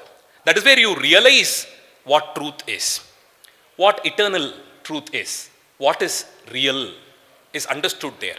Your chit or conscience is activated once you go there. And there you see Swami who wears it, who wears the chit tattva as an ambaram around him and dances. So the ultimate reality is seen only at Chidambaram. Go there and you realize the truth yourself too. And then it is also called as Koyil by the Shaivites. It is Koyil. Ko as a monosyllable word in Tamil refers to king. And Il is Illam or Manai. And this is the residence of the king. Nataraja, the king of all gods, resides there. Nataraja. So this is called Koyil. And for the Shaivites, it is always Koyil. In the old publications of Tevaram, it is not referred to as Chidambara Kshetram or no other names. It is called as Koyil, merely. So in the index, you will have to search for Ko to spot the pages which has the Tevara Padigams of Chidambaram. This is Koyil. But inside the Koyil, it is the Mulasthanam to which you run. And Tiruvarur is Tirumulasthanam. It is called Tirumulattanam. So these two temples, Chidambaram is Koyil and Tiruvarur is Tirumulattanam, as envisioned by our Acharyas. That's why these two temples are very, very significant for Shiva devotees. And above all, Tiruchitrambalam as it goes. You always chant that. In fact, Parasparam greetings between Shiva devotees happens with Trichitrambalam. There are certain phrases which you keep recalling. There are few Shaivites who prefer addressing each other as Trinilakantam. That name of Shiva brings out his Karunya Bhava so much so. He is the one who consumed the Alahala. The Paratva Swarupam is also understood by him being Nilakanta. While Mahavishnu and Brahma and Indra, all of them failed to face the venom, it was Shiva who was able to gobble it in one mouth. So the Paratva Swarupa is understood by him being Trinilakanta. So people address each other as Trinilakantam. And similarly Trichitrambalam. And it is a tradition starting from Chola period to chant Tirumurais, Padigams, always starting with Trichitrambalam and ending with Trichitrambalam. Pretty much like how Veda chanting always starts with the Pranavam and ends with the Pranavam. Here again, it always starts with Trichitrambalam and ends with Trichitrambalam. Because every occasion you get to think about Chittambalam, it becomes a chance for you to construct Chidambaram within you. There is a dosham on me, which people see, that I don't start any of Adiyan's lectures with Trichitrambalam as a chant, because it is a tradition in Tiruvarur where Trichitrambalam is not uttered before Tevara Padigams being offered to Swami by the Odva Murtigal. As Appar Swamigal says, Tyagaraja Swami came down even before Nataraja happened in Chidambaram. So this predates Chidambaram, and hence an age-old tradition by Tiruvarur Kshetram and the Kshetravasis there to not chant Trichitrambalam as such consciously before starting Tirumurais or any speech or otherwise. That's why Adiyan also avoids it. Now here, so for the Shiva devotees, Trichitrambalam is such a Mangala Bhava. Now to the temple, Trichitrambalam or Chidambara Kshetram has been completely endowed upon by almost every king who ruled the southern parts of India, starting from the Pallavas. The Pallavas have donated enough. There were many kings who have come down here. 2 Pallava kings were Nayanmars themselves. And then you had the mighty Cholas, the imperial Cholas, who called Nataraja to be their Kula Daivam. In the inscriptions, Nataraja is referred to as Kula Daivam by the Cholas. So Chidambaram is very important to them. Chidambara Kshetram is the Akasa Kshetram of the Panchabhuta Kshetra. Swami inaugurated this lecture with a reference to the Panchabhuta Kshetras. Prithvi Linga, the Ekamra Linga of Kanchi Kshetram. Appu Linga of Gajaranya Kshetram, Thiruvanikka. Arunachala Lingam, Tejo Lingam of Thiru Arunai, Arunachala Kshetra. And you have Kalahastishwara, the Vayulinga Murti, finally Chidambara Kshetra. The Panchabhutas are always to be said in this order only. In the Srishti Krama, it starts in the reverse way. From Akasha, as the Upanishad Vakyam goes, Akashat Vayuhu Vayor Agnihi Agne Rapaha Abhya Prithvi. So from Akasha, wind was blown out. The friction of air caused fire. Cooling of fire gave you water, and water, when it solidified, gave you earth. And during the Samhara Kala, each of it disappears in the other in the reverse order. Earth gets flooded, and the cosmic flood is all evaporated by fire, which turns into wind and finally dissolves into the Akasha Tattva. So Chidambara Kshetra is the 5th in the Panchabhuta Kshetra. So they have conceptualized all the 5 elements in subsequent prakaras. Chidambara Kshetram is also a Sapta Prakara Kshetram. While the temple is made out of 5 prakaras, the Rathavidi is the 6th and the Velividi becomes the 7th prakara. It is an Uttama style of planning with Sapta Prakaram as such. Chidambaram is also a Sapta Prakara Kshetra. Please be informed about it. So here you have the Rathavidi, where we go park our vehicles and walk down. The 4 Gopurams are there, built during different times, but grand architecture. The 5th Prakara, as soon as you enter, we will quickly walk through it. This is the Prakara without the Gopuram. The Gopurams are always for the 4th Prakara. The 5th Prakara is without a Gopuram, and if you notice, you would never have ventured into the Prakara because there are no Sannidhis happening there. That is only exclusively reserved for Nandavanam. Grooves, coconut grooves, plantain grooves, flowering plants, Vilvavriksha, all the Ashtapushpams for Shiva, ponds with lotus and lily, all of it. Because that represents the Prithvi Tattva. So they have not also paved the flooring with stone. It is Prithvi Tattva. You literally see Prithvi happening there. And all the nourishment that Prithvi gives you. Then you have the Gopura Prakara. You enter, which is the 4th Prakara. And that is where the mighty Shivaganga Tirtham is. Shivagangai, as promised by Swami, came down from the Ganga as such. So when Swami stood there to be worshipped by Patanjali and Vyagrapada, they wanted the ritual water, the Tirtham for the Kshetram. And Swami said, commanded Ganga to go and flow there. And said, all the Nirmalyam every day will get collected there. And till date, the Nirmalyam of Chandramoulishwara Puja and Ratnasabhapati Puja has a subterranean channel which takes it all the way out into the Shivaganga Tirtham. So if you take a dip in Shivaganga Tirtham, you are literally dipping inside the Nirmalyam of Nataraja Swami. That's how sacred it is. And so that Prakaram is all open to sky. That is where the Sannidhi for Shivakama Sundari and Pandyanayaka, Ganesha and all are there. The Rajasabha is also there. That represents the water as an element. Then the third prakaram is what is called as the Tirumulana Devar prakaram, Tirumulanathar Sannidhi, which represents the Agni Tattva. And there in that prakaram, in the southeast corner, you have the temple kitchen, always with the fire glowing, which has never been put off, feeding thousands of devotees every day. And in the northeast corner, you have the Yagashalai, where the regular Yagakaryam for the temple is all performed. All the special occasions are performed. Till date, the Kalyana Utsavam of Swami and Shivakama Sundari happens in the northeast corner of that prakara. So that represents the Agni Tattva. That is why you have the Dvajastambam also there. Dvajastambam represents your spinal cord, the Kundalini to rise. And when Kundalini comes out, it comes out with a lot of effervescence, with a lot of heat that emanates. So Dvajastamba is also kept in the Agni Prakara. Then the fourth Prakara, as you enter in, is called as the Sabha Prakaram. That circumambulatory path immediately outside the Sabhai, outside the Chitsabai. That is the Vayulu Tattva. And that is where the Shikanti Purna, the exclusive pair of bells that are rung at Chidambaram is tied. And that Prakara has a G+1 corridor, so it acts as a wind tunnel by itself. Whenever you go there, you can always feel fresh with the circulation of air happening in a very beautifully planned way. That represents the Vayu Tattva. Now you are there right around the Sabhai. And where is this Akasha Tattva? That is the Chidambara Rahasyam. It is an architectural space. It is a space caught between two walls. And let me tell you, it is right in front of you. But none of us can spot it. That is how a Rahasyam should be kept. The existence of the Rahasyam is well known. But to decode it, to know what it is, it happens with his Anugraham. Unpatri nindra unarvurum Mandiram tan patra patra talaikkollum, as said by Tirumula Nayanar. Every mantra is a Rahasya. Your Acharya initiates you into it. But you feel the benefit of it only when it decodes by itself. How many ever lectures on Mantra Tattva, you can experience it only when you attain it. So, pretty much like that. Keep praying to Swami, one fine day I am sure he will depict it to you. And this prakara is a one-way prakaram. It has an entrance, but there is no exit to it. Because that is the Akasha prakara. Nachapunara vartate, as it says. People who enter it lose themselves. So it's kept pitch dark. The moment you step in, you will not see yourself. You will not be visible to yourself. That is where I and me dies. That is where you shed the concept of I and me. So the Akasha prakara is there too, which has not been accessed by common public. Only the most seasoned of the souls have been granted access, and the positioning of it is still kept a secret. So all the five prakaras are there. The Panchabhutas are there. Each has a sheath over you, and the Chit exists right therein. The Panchakoshas are also understood through the Panchaprakaras. You shed one at a time. Finally, you are there, visualizing the ultimate truth, which comes out as Nataraja Swami. So the South Gopuram, which is the primary Gopuram facing the direction of Swami, is believed to have been that entrance Gopuram which was accessed by Jnanasambandha Swamigal, because Sambandha Swamigal approached Shiva as a little kid, a toddler. So he wanted to face him like how a kid would enjoy running towards his father. So Sambandha is believed to have walked in through the Terku Prakaram, the south entrance. And Shiva was there like his beloved father, welcoming him. Vadakanna in Kuptrupar.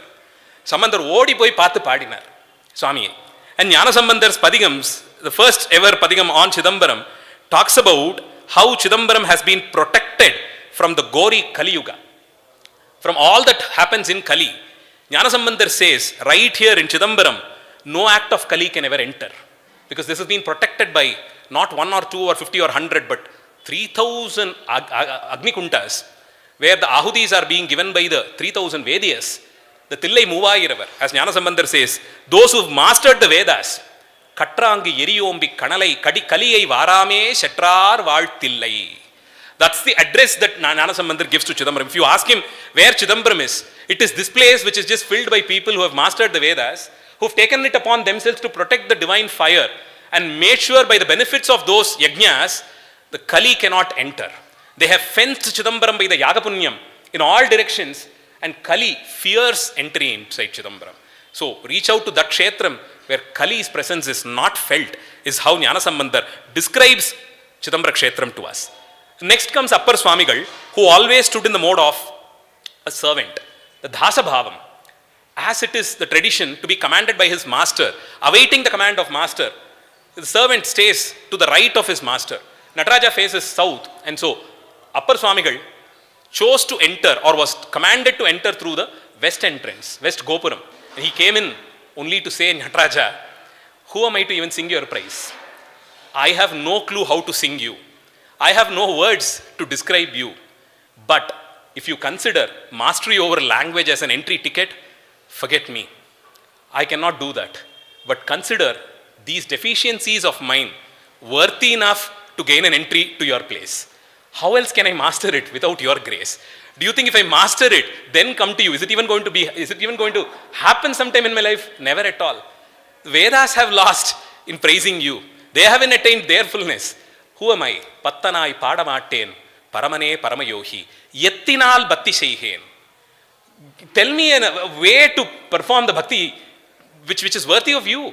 Can I even equal your greatness for expressing my love in bhakti? No. Pattanai padamatten. I have no clue to sing you. I cannot string best words into a garland of poems. No. Pattanai padamatten, paramane paramayohi, yettinal bhakti sheihen, yennai nee igala venda. Don't give up on me. I'm not worthy of being there inside your temple, but please, don't give up on me. When people ask me the easiest way to get a comfortable darshanam during Ardra or Ani Thirumanjalam, this is the padigam I prescribe. Chant this wholeheartedly. Pray to Appar Swamigal. Probably he might extend the same entry ticket that he got. After accepting that I'm no master in singing, I'm no bhakta at all. Who am I? And these are those great souls who wondered, what is it that was in Kannappa that made him express his love so much? And then they say, I'm no worthy. Pattanai padamatten, paramane paramayohi, yettinal bhakti sheihen, yennai nee igala venda. Kaivitudadappa. Ivanukku enna theriyum enna kaivitudade. Neeyum kaivittaa na enga poven. Ennai nee igala venda. Muttane, mudalva, thillai ambalath aaduginra atta. Attanna appa. Appaanu kadarra. Atta, un naadal kaanban adiyaneen vandavare. Vandad அந்த தாண்டவ தரிசனத்துக்காக என்ன கைவிட்டுடாதே, உன் தரிசனத்தை ஒரு வாட்டி காட்டி கூடன்னு கெஞ்சறார். This is the easiest way to get the most comfortable and a fulfilling darshan of Nataraja, as at least I have understood. Then comes Sundaramurti Swamigal, who was more a friend of Natesha. That person who could write royally, walk from behind and throw his arms over the shoulder of Nataraja and say, hey, eppadi irukku? That was the place that Nataraja has given Sundaramurti Swamigal, the Sakhibhava, as his best friend. So Sundarar was welcomed inside Chidambaram from the north entrance, and he came in, had this darshanam of Nataraja and said, to be your slave, nothing matches it. Chidambaram was visited by Sundara twice. The first occasion was immediately after having attained Shivajnana at Tiruvennai Nallur. On his way he visited many kshetras, came to Chidambaram for that one darshan. Unfortunately, the padigam that he composed during his first visit, we have not got it. Unfortunately, it has not been there for us. But Shekidar matches that gap and says, let me tell you how it was when Sundaramurti Swamigal, the hero of Periyapuranam, when he entered Chidambaram, let me tell you how the darshanam was. When he went inside Chidambaram for the Sabha Darisanam, all his senses came to a close. What exactly are you going to do there in the Sabhai? You're going to see Nataraja. All that you need is a powerful pair of eyes. There is no purpose for your nostrils. There is no purpose for your taste buds. There is no purpose for your ears. Sense, no, not necessary at all. So all these four indriyas gave up all their strength to add and accumulate in the vision of Sundara. To accumulate their strength in his vision so that the darshanam can be 5 times more than what was initially possible. Aindu perarivum kangale kolla is what Shekidar says. That one verse, commenting upon which no scholar can ever attempt. Aindu perarivum kangale kolla. The eyes took the power of all the other senses also, because the other senses technically have no job there. So they just gave up their strength to the eyes, to the vision there, and he captured as much of Nataraja as possible within him. Aindu perarivum kangale kolla. Alapparum karanangal nangum. All the karanas, the antar karanas, ended up becoming the chitta. Chintanayila poi sendudtu. Of all the 4 antar karanas, Chintanayila poi sendudtu. And after capturing the most high resolution pictures of Nataraja, he will have to store it inside. Chintanayila poi adu appadiye utkandurtha. And of the 3 gunas, the other 2 just lost to Satvika. Tirundu Satvikameyaga, moondrum tirundu Satvikameyaga. இந்துவாய் ஷடையான் ஆடும் ஆனந்த எல்லையில் தனிப்பெருன் கூத்தின் வந்த பேரின்ப வெள்ளத்துள் திளைத்து மாறிலா மகிழ்ச்சியில் மலர்ந்தார். It was like Sundara being born again. He flowered once again there. It was the Sahasraram which flowered there for him by the mere darshanam of Nataraja. Because again, the Shiva Yoga techniques teaches you to perform an avahanam of Nataraja right there. The Kundalini, as it travels up and makes sure that the 1000-petaled Sahasraram is opened, you only see Tandava Darshanam there. You start sensing it there. So by the darshanam of, that is exactly why architecturally also, we prefer standing outside the Sabai. When you pose yourself right in front of Swami, below the Kanaka Sabai, you will actually notice your height is exactly enough to capture the holy feet, the lifted feet of Nataraja on your head. He is exactly 6 feet from there. So if you stand there, it will actually be planted on your feet. Now, I think this is more than enough a reason for people to wish to stand below the Kanaka Sabai and to have a darshan, than climbing up the Kanaka Sabai. Stand there to have his feet blessed upon you. And so he says, Malarndar, Taniperum Kutu, as he says, Ananda Vellatil, Inba Vellatul, Tilaitu Marila Magilchiyal Malarndar. That is how Shekidar, fixes this gap of not getting that Padigam of Sundarar when he visited Chidambaram first. And that was where he was commanded by Swami to say, Appa, unak inga karyam illa, Thiruvaruril nampakkal va. I'm there waiting to befriend you, come to Thiruvarur. And Sundara went there to eternally become a resident of Thiruvarur. But nevertheless, he made another trip to Chidambaram. That is when he comes up with this Padigam, Maditadum Adimaikkan, Andriye, Mananeni, Vajum Nalum, Taduttati, Darumanar Tamar Shekkilittabodu, Taduttat Kolvan. Fear not the gory acts of Yamadhandanai.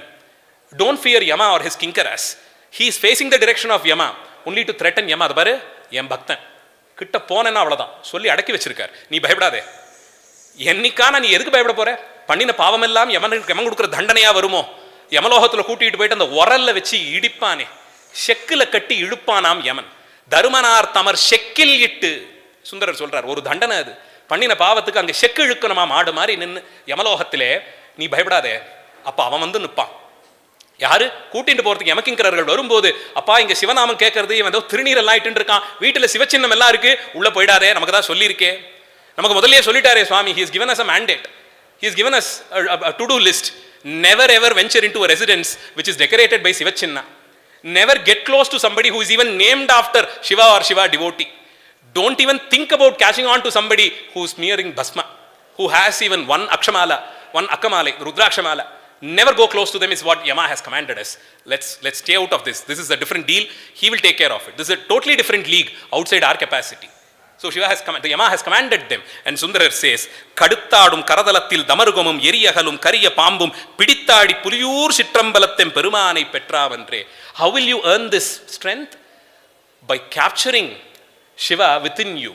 That Shiva who holds a Damaru in his upper right hand, the Samhara Agni in his upper left hand, and he is the one who is dancing there. Get him.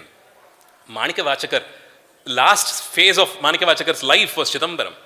That was what he was commanded at Tirupperandurai. He said, go on a pilgrimage, go to Uttarakosamangai, go to Madurai, several activities, and finally he comes to Chidambaram to stay there. And that is where Nataraja one fine morning knocked at his doorstep and said, நீங்கள் மாணிக்கவாச்சகர்னு கேள்விப்பட்டேன், நிறைய ஸ்தலத்துக்கு போய் நிறைய பாடியிருக்கீங்களாமே, நீங்கள் பாடினதெல்லாம் கேட்டு நான் ரொம்ப சந்தோஷப்பட்டிருக்கேன், இது காலகாலத்துக்கு இருக்கணும், நீங்கள் சொல்கிற இடம் நான் உட்காந்து எல்லாத்தையும் எழுதிக்கிறேன்னு சொன்னானா.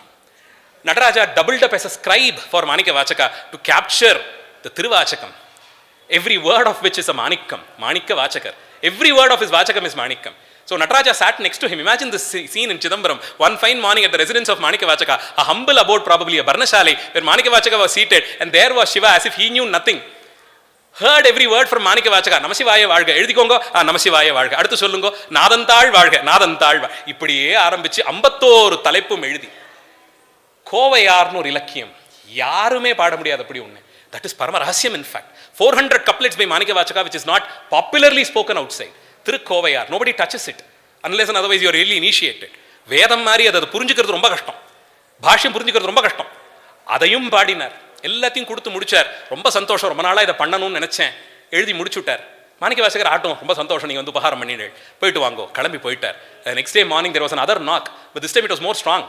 There at the doorstep of Manikavachakar, the 3000 priests of Chidambaram were waiting. Appa Manikavachaka, enna adisayam idu. The Kanakasabai of Chidambara Kshetram is filled with manuscripts, stacks of manuscripts, which seems to be your words. Come now there.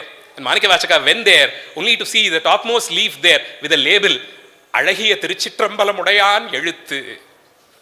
The scribe here is none but Alahiya Tiruchitrambalamudaiyan. The Dikshitas overwhelmingly took the first leaf. Namasivaya Valha, Nadanthal Valha, Imaipodum Ennenjil Ningadanta. Appa idukella arthame puriyaliye. ரொம்ப கஷ்டமா இருக்கே, கடினமா இருக்கே, இதுக்கு என்ன அர்த்தம்? நான் மாணிக்க வாசகர் இதுக்கெல்லாம் அர்த்தமா சொல்ல முடியுதோ? இந்த பஞ்சசபை பஞ்சாட்சர படிக்கு மேல சித்சபையில தாண்டவம் ஆடிட்டு இருக்காரு, இவர் தான் இதுக்கு அர்த்தம். சாட்சாத்தா இவருக்கு இவர் தான் அர்த்தம். Then started the tradition of worshipping a copy of Tiruvachakam as much as Nataraja himself. My grandfather used to allow us meddle with his Thevaram copies. There was no stopping from us to pick a copy of Thevaram from his library. Tiruvachakam, we can never even touch it. Never touch it. He himself will not touch it. It was always on a Vyasapeetham, only used a rope to flip through the pages. Tiruvachaka copy, a copy of Tiruvachakam is as much as Shiva himself. You don't hold it in one hand. You always hold it across your chest. It goes with two hands. And a copy of Tiruvachakam is kept in a mandapam, and you can perform the entire Shiva Pujai to the copy of Tiruvachakam. It is as much as Natesha himself. That is how special it is. And he said, though, Ivarda idhukku artham. And that is when he managed to get inside Nataraja and disappear in him. The 6 Kala Pujais that everybody of us perform in temples is replicated through the 6 the Mahabhishekams that happens all through the year. That is the Deva Puja. So உஷத் காலத்தில் ஆரம்பித்து அர்த்தஜாமம் வரைக்கும் ஒரு காலத்தையும் ஒவ்வொரு மாதத்துக்கு ஒரு வாட்டி விட்டு 6 மகாபிஷேகங்கள், அதில் 2 மகோத்சவங்கள் ஃபார் ஈச் ஆஃப் த அயனம். உற்சவ பக்ததியெல்லாம் தனியாக சிந்திக்க வேண்டியது. தசதீர்த்த உற்சவம், ஆல் த வைபோக உற்சவம்ஸ், everything happens there without a pause. Chidambaram has not been spared by the dark days also. A 14th century of South Indian history which was just filled with bloodshed. The invasions there visited Chidambaram also. After camping in Kannanur, which is today's Samayapuram, after ransacking and looting Srirangam, somebody gave a clue. One day and one night's walk in the eastern direction, go to another city which is bestowed with so much in jewel and cash and money, whatnot. Let's go, we have good job there. And they did come. Ibn Battuta's records talks about how the Brahmanas of Chidambaram were ill-treated. For their entertainment, they managed to tie Dikshitas to the tail of their horses and they were paraded on the streets. It records how Chidambara Murti was treated. But even then, the Dikshitas, who thought Nataraja was the purpose of life, managed to remove Swami from Chidambara Kshetram along with Shivakama Sundari and took him on a pilgrimage, covering today's Pudukkottai, Kudumiyanmalai, Madurai, Western Ghats, all through the Western Ghats near Kutralam and Tenkasi, had him hidden in wherever possible, only to be retrieved centuries later, brought back and reinstated. Every time there is a political instability in and around Chidambaram, the Dikshitas thought the purpose of life is to continue Nataraja Pujai. They didn't think about protecting Nataraja. Who are us to protect him? They wanted to continue the Pujai without a stop. So they took him. And the next important stop was Tiruvarur. Nataraja has visited Tiruvarur half a dozen times. There is a mandapam which is called Sabhapati Mandapam, which is more like a temporary residence for Nataraja. Tyagaraja welcomes him through the western gate, and Nataraja has a Sabhapati Mandapam facing the south, as he is to be placed always. He stood there. There are several occasions where he was worshipped at Tiruvarur. Tiruvarur Karala ரொம்ப வேடிக்கையா சொல்லுவோம். இந்த கம்பங்கூத்தாடின்னு சொல்லுவாங்க. ஒரு பெரிய கம்பை நிறுத்திட்டு அதுக்கு மேலே ஏறி நின்று ஆடுவா. அவளுடைய ப்ரொஃபிஷியன்சி எப்படின்னா ஒரு காலெல்லாம் தூக்கிட்டு ஆடுவா. ஒரு கம்புக்கு மேலே ஏறி நின்று ஒரு காலை தூக்கிட்டு ஆடணும். ரொம்ப கஷ்டம் அதெல்லாம். இவரும் ஆடிட்டு தானே இருக்கார். ஒரு காலில் 96 அடி உயர கம்பத்து மேலே ஏறி நின்று ஆடக்கூடிய சாமர்த்தியம் இருந்தாலும் பிரச்சனைன்னு வந்தால் இறங்கி மண்ணுக்கு வரணும்னு சொல்லுவார். திருவாரூர் பிருத்வி க்ஷேத்திரம். So Nataraja has visited Tiruvarur only to be enjoyed by his devotees through such beautiful anecdotes. அந்த மாதிரி எல்லாம் காப்பாற்றி அந்த மாதிரி எல்லாம் அந்த பூஜையை தொடர்ந்து கொண்டாந்து even during 16th century, during the instability with Portuguese capturing the port towns near Kadalur, Parangipete, etc., the coffers of the temple was robbed. The silos were emptied completely, and all that Nataraja was offered every day was a bowl full of milk. That's all they could afford. But Paramakarunya Murti accepted everything that was given to him. There was never a change in the way he blessed his devotees. The grin that he spotted, which gave us answer to every query, never changed. He posed with it, and I'm sure he will pose with it as time lasts. The Dikshitas of Chidambaram, I mean, we probably need to have another session on their commitment and how they have been celebrated. Shekidar very simply says, பொங்கிய திருவில் நீடும் பொற்புடை பணிகள் ஏந்தி மங்கள தொழில்கள் செய்து மறைகளால் துதித்து மற்றும் தங்களுக்கேற்ப பண்பில் தகும் பணி தலை நின்று உய்த்தே அங்கனார் கோயில் உள்ள அகம்படி தொண்டு செய்வார். They were only the internal slaves who devoted not themselves, generations to come. Even before their progeny is in place, they would have decided, எனக்கு ஒரு பிள்ளை இருந்தால் அவனும் நடராஜருக்கு தாசன், சுவாமியை காப்பாற்றுவான். Till date we are seeing the challenges that they face as a community, as an establishment, as an administration. There is no giving up upon it. Come what may. And Nataraja stands by them. It is in Nataraja that they believe.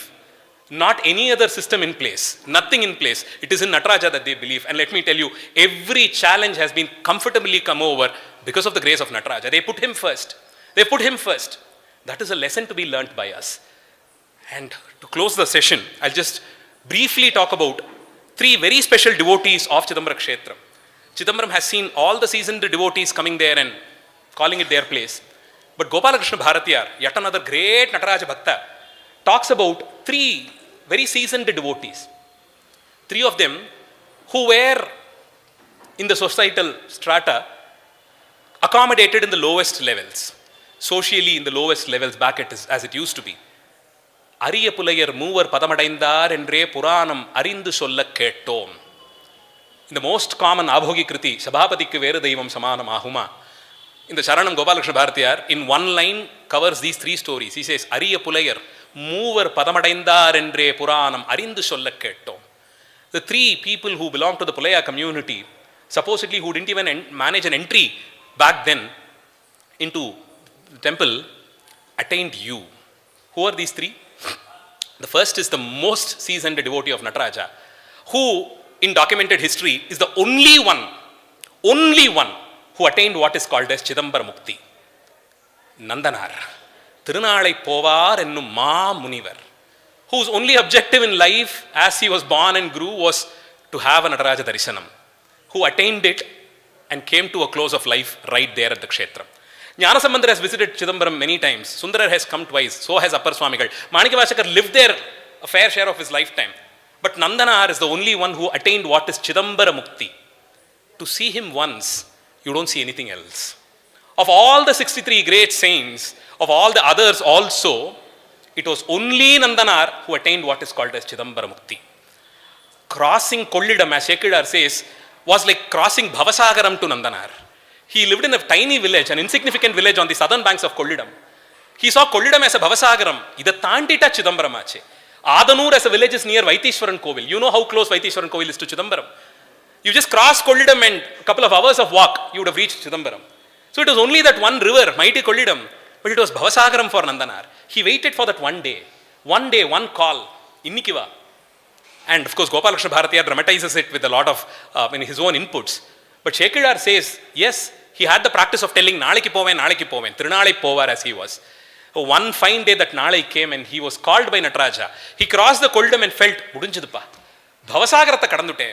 And he ran towards the direction of Chidambaram. Ran there, seeing everything as he saw. For the first time, it was Kailasa Darishanam for him. He saw the grooves, he saw the coconut trees, he saw the wealth of Chidambaram, he saw the compound wall, he saw the tall raised gopurams. He was like just going to enter. He came into the outskirts, saw the compound walls. The south gopuram was there in front of him. இந்த திசையத்தானே சுவாமி பார்த்துட்டு இருக்கார். இன்னொரு 50 அடி 10 அடி 20 அடி உள்ள போயிட்டா நடராஜாவை பார்த்துடலாம். ஓடி போனவருக்கு தெற்கு கோபுர வாசல்ல ஒரு கால் பதிச்சு எட்டி பார்த்தார். அது சிதம்பர க்ஷேத்திரம்னா இல்ல இது கைலாசமா இருக்கே. தோ கைலாச சிகரம் தெரியறதே. சதாசிவ மூர்த்தியே இருக்காரே. மனோன்மணி பக்கத்துல உட்கார்ந்துருக்காளே, வேத புருஷர்கள்லாம் வரிசையில் நிற்கிறாங்களே, காயத்ரி மாதா அங்க திருவடியில கிடக்கிறாளே, 3000 சிவபூத கணங்கள் 3000 ஆகுதி கொடுத்துட்டு இது திருக்கைலாயம், இதுக்குள்ள நான் போலாமா? நான் யாருப்பா? அவ்வளோ தத்துவ ஞானம் எனக்கு வந்துட்டா, அவ்வளோ பிரம்ம விசாரம் நான் பண்ணிட்டேனா? எனக்கு அந்த யோகியத்தை இல்லை. He came fast. He came away. He took a thought. One full day and night, he went around the outskirts of Chidambara Kshetram. Decided, no, I shouldn't be doing this. Next day dawned upon him and he was like, போய் பார்த்துடலாம், இவ்வளோ தூரம் வந்துட்டோம், உள்ள போகலாம். Again the same running towards the gopuram, trying to step in, one foot inside and he felt, இல்ல இது எனக்கு யோகியத்தை இல்லை, இது இங்கே நான் நிற்கலாமா? ஒரு பதஞ்சலி வியாகரபாதரும் எத்தனை யுகத்துக்கு தபசு பண்ணினா, பிரம்மாதி தேவர்கள்லாம் தபசு பண்ணினாங்களே, யாரெல்லாம் இங்கே கடந்து தவம் கடந்திருக்காங்க, எங்கால அங்கே படலாமா? கூடாது. Truly this should be the attitude with which we visit any temple for that matter. One ticket for 100 rupees and we feel that we own the temple. And that arrogance that crops in us, the moment we are like, this is my own. If you're made to wait, think that you are waiting in a place to visit which Jnanasambandar wanted, to serve where Appar Swamigal earned. Those are these Punya Kshetram that he has called you also. So if you're made to stand there for an hour, that is one rare occasion in your life. So here you have Nandanar who did the same thing for the third day. Nataraja felt, no, idu ipdiye vittona ipdiye panninu irupan. That night he came in his dream and said, tomorrow you will be welcomed by the 3000 Dikshitas.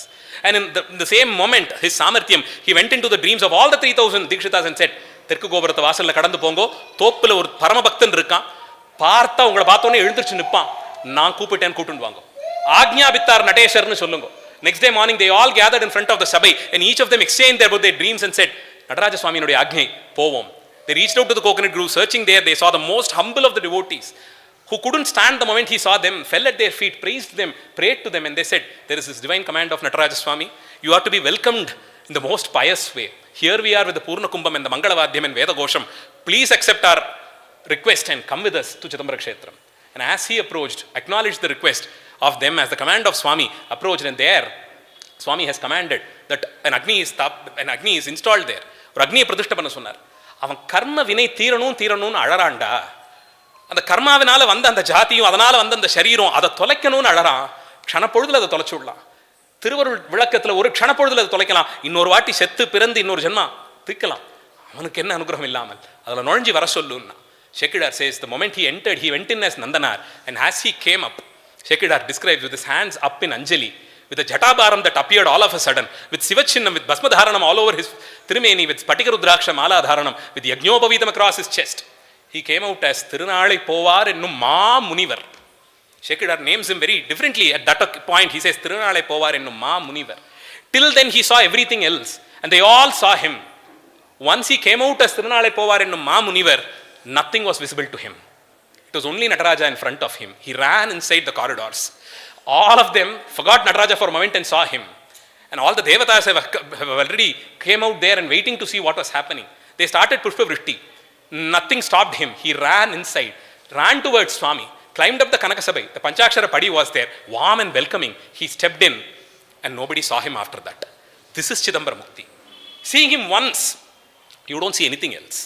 He was the only devotee in recorded history who attained Chidambara Mukti. The next is a woodcutter called as Petran Shambhan, who was into woodcutting. He was a wealthy merchant once upon a time who offered everything that he had for Shiva devotees, reduced to a level of a woodcutter, a mere woodcutter. And as he prayed, Swami promised him, go to this place called Kotravankudi, the outskirts of Chidambaram, southern part of Chidambaram. There sits a Shaivacharya, a great Shaivacharya called Umapati Shivacharya. Request him for a recommendation letter and I'll give it to you.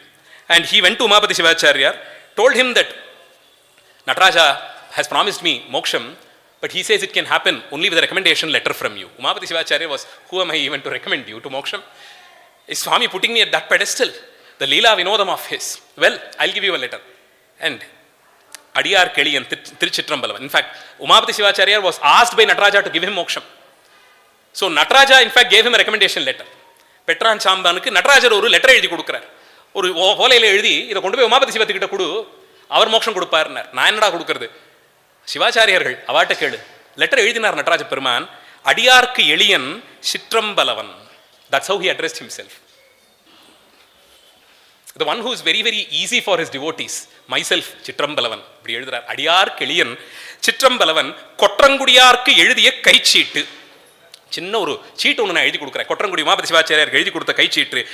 படியின் மிசை பெத்தான் சாம்பானுக்கும் பேதமர தீக்கை செய்து முக்தி கொடுக்க முறை. Give him Shivadiksha. Being initiated by you into Panchakshara, he will attain moksha that moment. So Nataraja gave a recommendation letter to Petran Shamban, the woodcutter, who had no clue about how life is going to be. And as he took it, Umapati Shivacharya gave him Diksha. And the Diksha procedure included Arkyam and all. And after the Diksha was over, he attained moksha. Umapati Shivacharya cleaned the vessels where the Arkyam water was accumulated. He poured it in one corner, and believe me, the shrubs which were blessed by that water also attained moksha. The wild shrubs there in that corner of his ashrama also attained moksha. The third is the most interesting. A Vettiyan, about whom we know nothing. Not even his name is recorded. He is just called as Tillai Vettiyan, an undertaker serving in the cremation grounds of Chidambaram. He has not known anything but to do his duty as an undertaker in the cremation ground. Corpses came, corpses went. He only knew to burn them and perform the final rites. Someday somebody whom he met asked him, அப்பா எங்க எல்லாருக்கும் நீ இருக்க இதெல்லாத்தையும் பண்ணி முடிச்சுடுற, உனக்கு வயோதிகம் வந்து நீ வயோவிருத்தனாகி நீ விழுந்துபட்டு போவியே, அப்போ உனக்கு யாருடா இருக்கா? Was the question they had. This gentleman who never thought about what is going to be for him, who is going to do all this for him, suddenly he was shaken by the question. And he thought, who am I to approach for this? Who will even want to come and perform the final rites for an undertaker? Then will I be left unattended? He thought, I'll ask this to the oldest resident of this kshetram. He ran to Nataraja. சுவாமி, நீ இருக்கிற இடம் தான் அது, நீ ஸ்மசான வாசி தானே, மொத்த உலகமே உனக்கு ஒரு மகா ஸ்மசானம், அதில் நீ ஸ்மசான வாசியா இருந்து சாட்சியா இருக்கியே, நானும் அந்த வேலையை தானே பண்ணிட்டு இருக்கேன், எனக்கு யாருமே இல்லையே, எனக்கு உறவெல்லாம் யாரும் கிடையாது, எனக்கு பிள்ளையெல்லாம் இல்லையே, எனக்கும் வயோதிகம் வருமாமே, ஒரு நாள் என் மூச்சு நின்று போய் நானும் விழுவேனாமே, என்ன யார் அப்போ சிதையில் ஏற்றுவா, எனக்கு யார் அக்னி பிரதிஷ்டை பண்ணுவா, எனக்கு இந்த கேள்வி வரவே இல்லை, இப்போ எனக்கு பயம் வந்துடுத்து, நீ தானே இந்த ஊரில் ரொம்ப காலமாக இருக்கே, யார் எனக்கு பண்ணுவா? சுவாமி சிரிச்சார், நான் பண்ணுறேன்டா, போயிட்டு வான்னார். He was assured of it. He was assured of it. An undertaker. What Vedas did he master? What Veda Bhashya Vicharam did he do? What Anushtanas did he perform? His faith was so much in Nataraja. He said, Avar solitar, Avar Varuvar. And he waited till that day, and the day did come. When he lost his mortal coils, Nataraja came out of the sanctum sanctorum in the best of the attire of an undertaker. முண்டாஸ் எல்லாம் கட்டிட்டு கையில் பாறையோடு வந்தார். வந்து அவனை எடுத்து வச்சு சிதையில் அக்னி பிரதிஷ்டை பண்ணி அவனுக்கு மோட்சம் கொடுத்துட்டு போனார். இந்த 3 புலையர்களை கோபாலகிருஷ்ண பாரதியார் ஒரு வரியில சொல்றார். அரிய புலையர் மூவர் பதம் அடைந்தார், அடைந்துட்டார். என்ன பேதம் வேணும்? குலத்திலையா, ஞானத்திலையா, சம்பத்திலையா, ஒண்ணுமே கிடையாது. நடராஜாங்கிற அந்த பக்தி, அவரை பார்த்த உடனே கண்ணில் வர அந்த கண்ணீர், உனக்கு என்ன ஈடு, உன்னை தவிர நான் எதை கதியா பிடிக்க முடியுங்கிற ஸ்ரத்தை, இந்த 3 பேருக்கு அப்படித்தான் கொடுத்தார் மோட்சத்தை. அரிய புலையர்கள். திருநாளை போவாருக்கும் பெட்ரான் சாம்பான்கிற விறகு வெட்டிக்கும் தில்லை வெட்டியான்கிற ஒரு வெட்டியானுக்குமா பண்ணின அனுகிரகத்தை கொண்டாடுறார் கோபாலகிருஷ்ண பாரதியார். இதுக்கு மேல அவர் யாருக்கு என்ன கருணை பண்ணார்னு சொல்றதுக்கு என்ன இருக்கு? இப்பேற்பட்ட க்ஷேத்திரத்தை அடைந்தவர்களுக்கு சிதம்பர ரகசியத்தை பூர்த்தி பண்ணி கொடுப்பார். அங்கே ஒரு யந்திரம் ஒன்று இருக்கும். அந்த யந்திரத்தில் வரைஞ்சிருக்கக்கூடிய சக்கரங்கள் ரொம்ப வசத்தியான ஒரு தத்துவ ஞானத்தை பிரகாசிப்பிக்கும். அது ஏதோ தட்சணை சமர்ப்பிச்சு அந்த திரையை விலக்கி பார்க்கறதுல இல்லை. அந்த தட்சணையை கொண்டு போய் சுவாமி திருவடியில மனசா சமர்ப்பிச்சுட்டு என்னைக்கான ஒரு நாள் முழுக்க அந்த திரை விலகுமான்னு காத்துன்னு இருந்து அந்த திரை விலகின பிறகு, அஜ்ஞானம் நீங்கின பிறகு சிதம்பர தரிசனம், ரகசியம் தரிசனமாகும். அந்த ரகசியம் பிராப்தமானவர்களுக்கு உலகம் ஒண்ணுமில்லைன்னு ஆயிடும். உண்மை என்னங்கிறத அந்த ரகசியம் காட்டி கொடுக்கும். அந்த சிதம்பர ரகசியத்தை ஒரு நாள் எனக்கு காட்டிக்கொடுன்னு அடியார்கள் எல்லாம் வேண்டிக் கொண்டிருக்க இந்த க்ஷேத்திரத்திலே நித்தமும் தவம் செய்து இருக்கும் அடியார்களுக்காக நித்யா தாண்டவம், ஆனந்த தாண்டவம், சதானிருத்த தாண்டவம் ஆடுறார். சிற்பரஞ்சோதி சிவானந்த கூத்தனை, சொற்பதமாய் அந்த சுந்தர கூத்தனை, பொற்பதி கூத்தனை, பொத்தில்லை கூத்தனை, அற்புத கூத்தனை யார் அறிவாரே. So says Tirumular. After having understood the length and breadth of Shivarahasya, Tirumular says, who can understand the concept of this Ananda Tandavam, the Chitpara Tandavam, the Shivananda Tandavam, Sorpadamai Nindra Sundara Tandavam, that Sundara Tandavam which cannot be described by words. Porpadi Kutan. Chidambaram is also called the Porpadi, Kanaka Kshetram, it is Kanaka Sabai, and there you have him. Many have this doubt. Kanaka Sabai in சொல்றேள், but அதோட roof, அதோட கூரை செப்புல தானே வேஞ்சிருக்கு, சித்சபை தானே தங்கத்துல வேஞ்சிருக்கு, கனகம்னா ஸ்வர்ணமாச்சே, இது இல்ல ஸ்வர்ணமயமா இருக்கணும்னா. கோபாலகிருஷ்ண பாரதியார் சிதம்பர கும்மின்னு ஒரு பாட்டு பாடுறார். விளையாட்டா போற போக்குல ஒரு கும்மி பாட்டு, அதுல ரகசியத்தெல்லாம் சொல்லிட்டு போறார். இது கனகசபைன்னு பேரு. உற்று பார்ப்பவர் கண்ணுக்கு செப்போடு உற்று பார்த்தால் 10 மாத்து தங்கம்ங்கிறார். அந்த கனகசபையில நம்மள விடுவா, அந்த சரீரத்தை தான் அது ரெப்ரசன்ட் பண்றது. சரீரத்துக்கு உள்ளுக்குள்ள இருக்கிற ஸ்வர்ணத்தை பார்க்கணும். வெளியோட்டமா பார்த்தோம்னா அது செப்பு மாதிரி மங்கி போயிருக்கும், களிம்பு பூத்து இருக்கும். செம்புல களிம்பு வந்துடுமே, விளக்கல் என்ன அது மேல பச்சை பச்சையில பாசி பூத்து களிம்பு வந்துடும் இல்லையா? ஞானத்தை கொண்டு விளக்கினா தானே இது பழையபடிக்கு வரும். ஸ்வர்ணத்துக்கு அந்த தோஷமே இல்லையே. இப்போ நமக்குள்ள இருக்கிற அந்த ஸ்வர்ணத்தை பார்க்கலாமாம். அதை பார்த்தவர்களுக்கு கனகசபையே ஸ்வர்ணமயமா தெரியும். அதனால அதுக்கு கனகசபைன்னு பேர். அது அந்த எக்ஸ்பெரிமெண்டேஷன்லயே இருந்துட்டு இருந்தா அதை பார்க்கலாம். அப்படியான க்ஷேத்திரம். அப்பர் சுவாமிகளுடைய பாட்டோட நான் பூர்த்தி பண்றேன். அரியானை அந்தனர்தம் சிந்தையானை, அருமறையின் அகத்தானை, அணுவை யாருக்கும் தெரியாத தத்துவனை, தேனை பாலை திகழொளியை தேவர்கள் தங்கோனை, மற்றை கரியானை, நான் முகனை, கணலை காற்றை கனைகடலை குளவரையை கலந்து நின்ற பெரியானை, பெரும்பற்ற புலியூரானை, பேசாத நாளெல்லாம் பிறவா நாளே. ஒரு நாள் நடராஜான்னு சொல்லாத, திருச்சிற்றம்பலம்னு சொல்லாத நாள், பிரம்மா நமக்கு சிருஷ்டி பண்ணும்போது கொடுத்த நாள்ல கணக்குலேருந்து வெளியில போயிடுறது. பிறந்த காரியம் அன்னைக்கு பூர்த்தி ஆகலை. ஆனால் குழந்தைகளுக்கே பேச தெரியறதுக்கு முன்னாடி பிறந்த நாள்லேருந்து காதில் திருச்சிற்றம்பலம்னு சொல்லிட்டு வர்றது உண்டு. அடியன் பிள்ளைக்கு அதை பண்ணினேன்னா, பேசாத நாளெல்லாம் பிறவாத நாளேன்னு சொல்லிட்டா குழந்தைக்கு இன்னும் பேச்சு வரலையே, இத்தினோட குழந்தை என்ன தெரியும்னு நினச்சிட்டு தினம் முடிஞ்ச வரைக்கும் பூஜையை முடிச்சுட்டு வந்த உடனே அந்த நாமத்தை சொல்லிகிட்டே இருப்பேன். கேட்டாலும் நானும் சரி உள்ளே எங்கேயோ போய் சேர்ந்தது, இந்த நாள் பிறந்த நாள்னு கணக்காச்சேங்கிற ஒரு ஆசையில். அந்தபடிக்கு பிறவாத நாளாம் நடராஜ பெருமானை ஸ்மரிக்காத நாள் இன்றைக்கு இந்த மண்டலியினருடைய ஆச்சரியமான ஏற்பாட்டினாலே அடியேனுக்கும் ஒரு நாள் தெரிந்த சில விஷயங்களை விண்ணப்பமாக இந்த சபையிலே வைப்பதற்கு ஒரு வாய்ப்பு கிடைத்தது. இந்த நாள் அடியனுக்கும் பிறவா நாளாக கணக்கில் கொள்ளப்படும் என்று நம்புகிறேன். அந்த அளவில் கேட்டு அமைந்த அடியார் பெருமக்களுடைய திருவடிவாரங்களுக்கு நன்றி சொல்லிக்கொண்டு, இந்த மாதிரி ஒரு சன்னிவேசத்தில் பேசுறதுக்கு அடுத்த வருஷமும் ஒரு வாய்ப்பு கொடுத்தா கிருத்தஜனாவேன்னு சொல்லிக்கொண்டு அந்த அளவில் பூர்த்தி செய்கிறேன். வான்முகில் வளாது பெய்க மலிவளம் சுரக்க, மன்னன் கோன்முறை அரசு செய்க குறைவிலாது உயிர்கள் வாழ்க, நான்மறை அறங்கள் ஓங்க நத்தவம் வேள்வி மல்க, மேன்மைக்குள் சைவ நீதி விளங்குக உலகமெல்லாம், ஆதிபராசக்தி என்னும் அன்னை வாழி, அல்லியங்கோதை பெயராம் அம்மை வாழி, மாதவர் சேர் வான்மீக நாதன் வாழி, மகிழ்வருளும் தியாகேச வள்ளல் வாழி, போதமுதவும் தேவதீர்த்தம் வாழி, புனித சிவனடி தொண்டர் வாழி, நீதியருள் சிவதர்ம கர்த்தர் வாழி, நிறை செல்வ திருவாரூர் நீடு வாழி, மூர்த்தியெல்லாம் வாழி எங்கள் மோன குருவாழி, அருள் வார்த்தை என்றும் வாழி அன்பர் வாரி பழாபரமே. எல்லாம் ஸ்ரீ தியாகராஜ கிருபை. ஸ்ரீ தியாகராஜ மகாராஜோ விஜயதே. ஆரூரா தியாகேசா. நன்றி, வணக்கம்.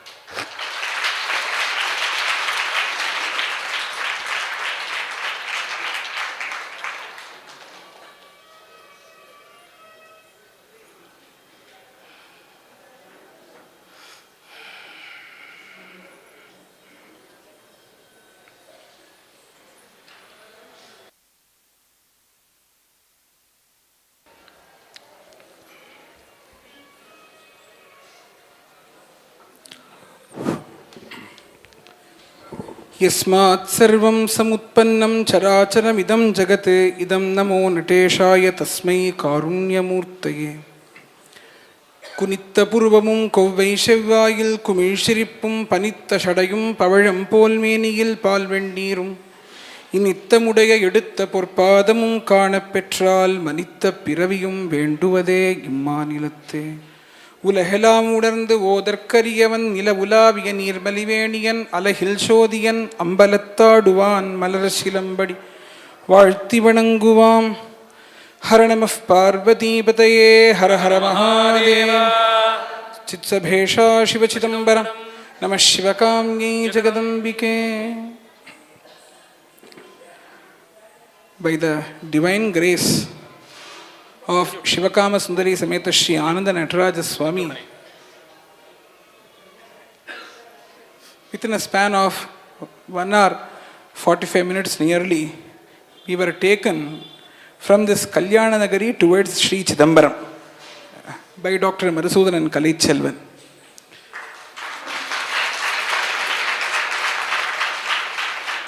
Greats sung as காண வேண்டாமோ இரு கண்ணிருக்கும் போதே விண்ணுயர் கோபுரம் காண வேண்டாமோ வீணில் உலகை சுற்றி சுற்றி வந்தால் மேதினி போற்றும் சிதம்பர தேவனை காண வேண்டாமோ ஓட்டை சடலம் ஒடுங்க ஓட்டை சடலம் ஒடுங்க வெற்றிலும் கூட்டிலிருந்துயர் ஓட்டம் பிடிக்கும் காண வேண்டாமோ.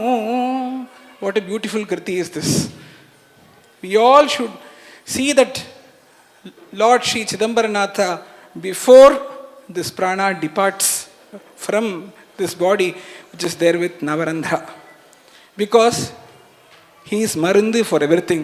Bheshajam, and as well as Bhishak, Shri Rudram says that he is the Bheshajam, that he is the medicine for the ailment called as samsara.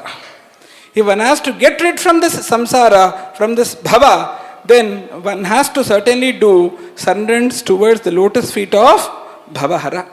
Freedom from struggle and attaining the eternal bliss have been the universally acclaimed goal of humankind from the time immemorial. And if one needs to attain this, and if one needs to experience that unalloyed bliss, and if one needs to experience that Chitsabhanatha who is dancing within us, lab, dub, lab, dub, lab, if that stops, everything will stop. So there is a laya within us, and that laya is going on regularly. And if the dance of that Lord in the cosmos stops, and if that dance within stops, everything is going to stop. If Shiva is there, then we all are there as Shivam. And if that is not there, this body is just Shava. Smashana Masi means what? This is only Smashana.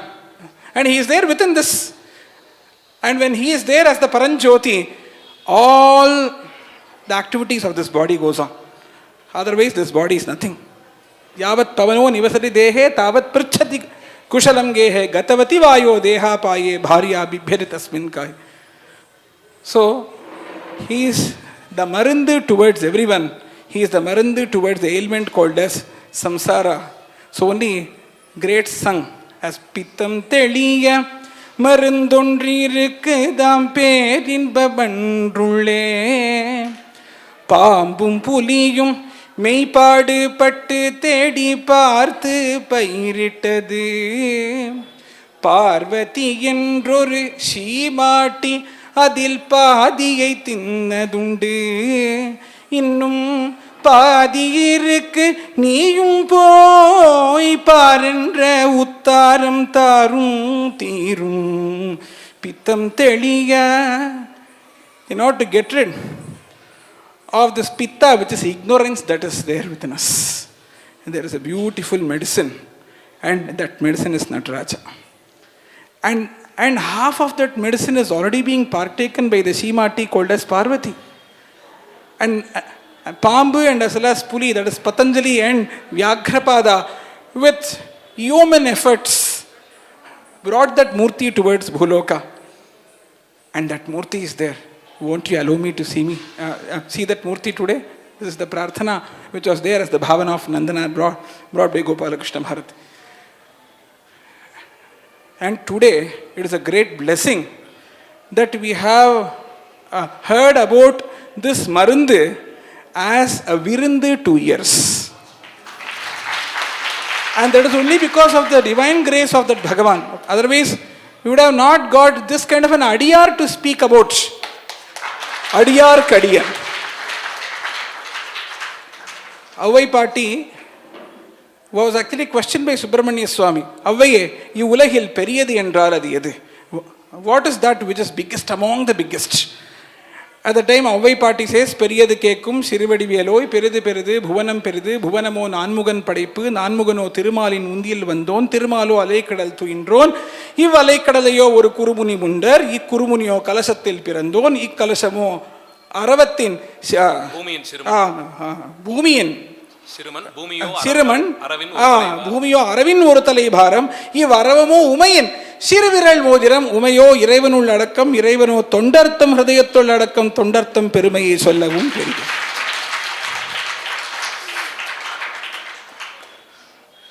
So, the meaning of this is very simple. Brahma created this bhumi, and henceforth Brahma is one who is bigger than this creation. Then this Brahma, he came from the lotus which came from the navel of Narayana, and henceforth Narayana is greater than Brahma. And where Narayana is there, he is there in the Kshiravdi, so Kshiravdi is greater than Narayana. And not only Kshiravdi, but all the other 6 samudras was just taken as an aposhana by this Agastya Maharshi, who is called as Kuru Muni, who is a dwarf Muni, who came out from a kumbha. So this Agastya Maharshi is greater than that Kshiravdi. Then, this Agastya Maharshi, he actually came out from the pitcher, not this pitcher, it is Pitcher, means the pot. So he came out from the pot, and henceforth the pot is bigger than this Kurumuni. And that pot is a very small portion of this bhumi, and henceforth this bhumi is bigger than that pot. And where does that bhumi stay? Even he also explained, Shesha Bhara Kari Dhara. It stays on one of the Pana of the Adishesha. So Adishesha is bigger. Who is that Adishesha? Where is that Adishesha? That Adishesha is there as the ring for the little finger of Devi. For the little finger of Devi, he is the ring. So Siruviral Modiram. And where is that Devi?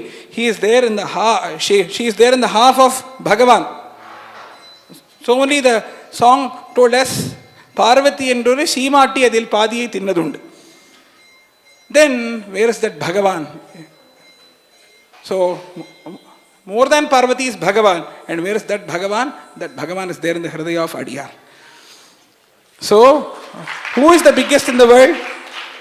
All the Adiyars are biggest. So listening the greatness of that Bhagavan to the words of an Adiyar whose Anubhuti speaks, whose Anubhava speaks, whose Shivopasana speaks, whose Shiva Bhakti speaks, is really a great blessing. And today, by Bhagavan's grace, we had the Swarpadivu of Dr. Madhusudan Kalitselvan. Madhusudana is Krishna. Who else can say the greatness of Lord Shiva rather than Krishna? And if you see in Shivan Mahabharatam, the place where Vishnu Sahasranama came is the place where Shiva Sahasranama also came. There are actually 12 Shiva Sahasranamas. I am not going to detail regarding that now.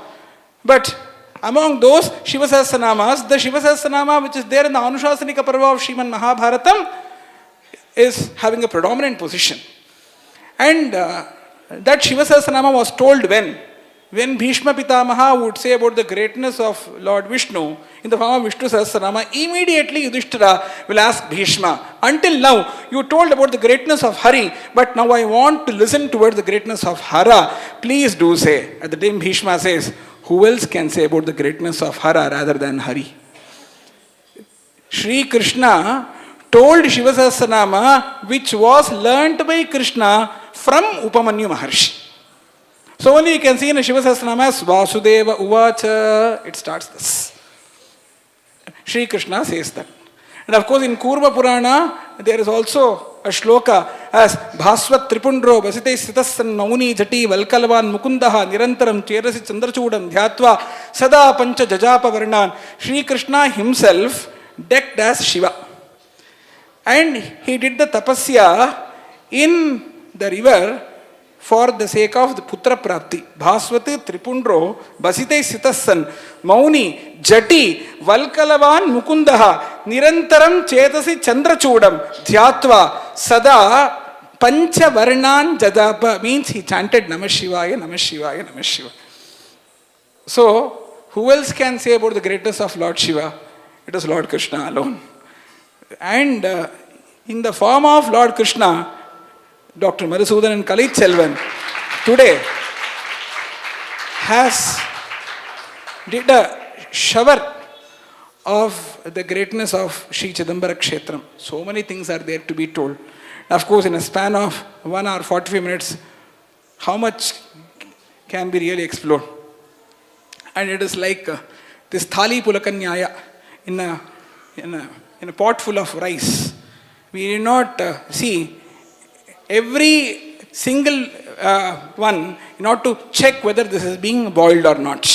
Even if we take 2 grains, we will be able to understand whether this is boiled or not. In that manner, even if Swalpa is being heard by us, it is Analpa.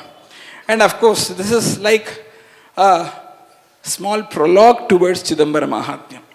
This will also continue. I don't end only with Chidambara Mahatmyam, it will be going on with other Kshetra Mahatmyams also. And the Kshetram which is very dear and near towards him is Tiruvarur.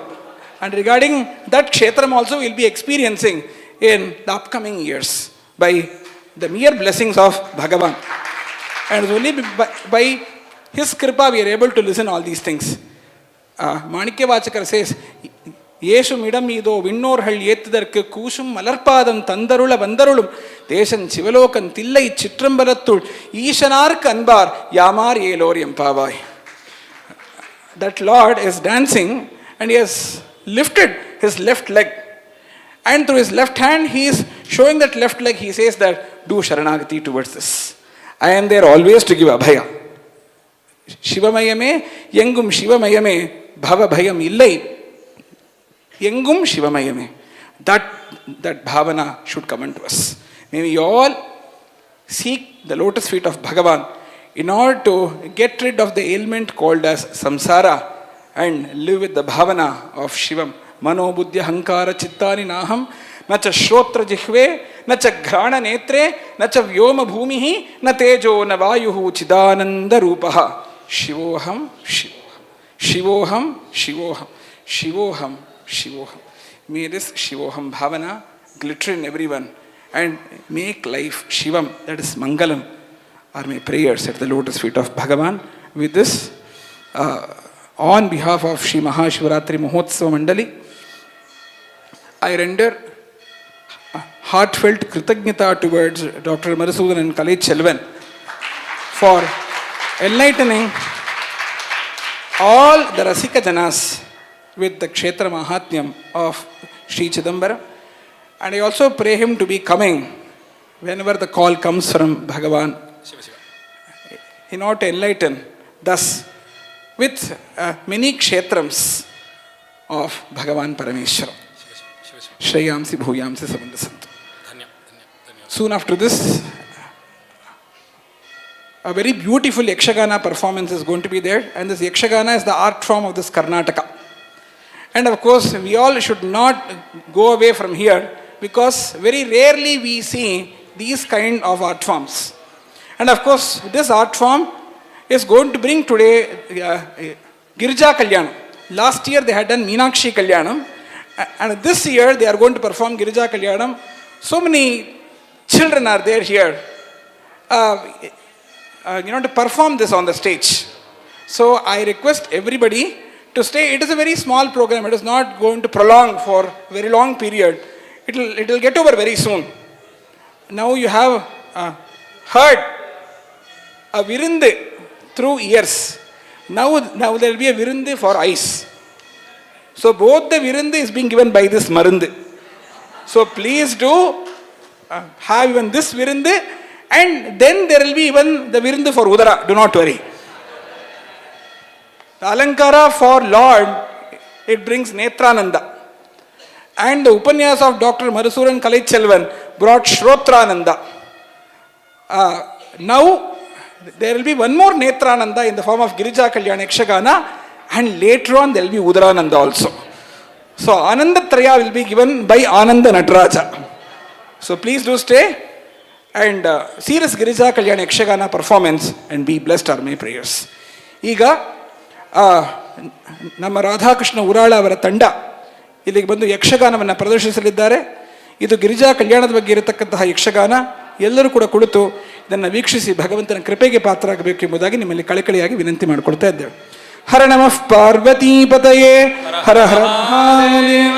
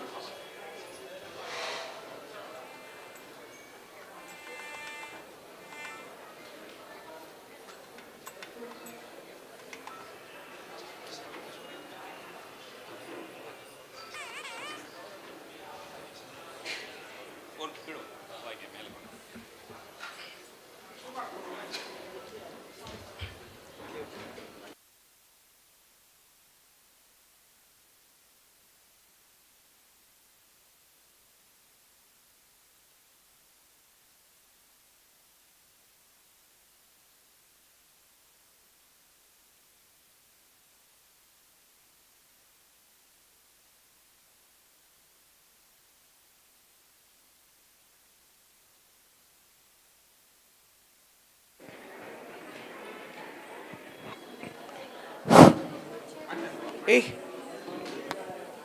ಅವರು ಇಲ್ಲಿ ಬಂದು ಕೂತ್ಕೊಳ್ಳಿ. ಕೇಳೋ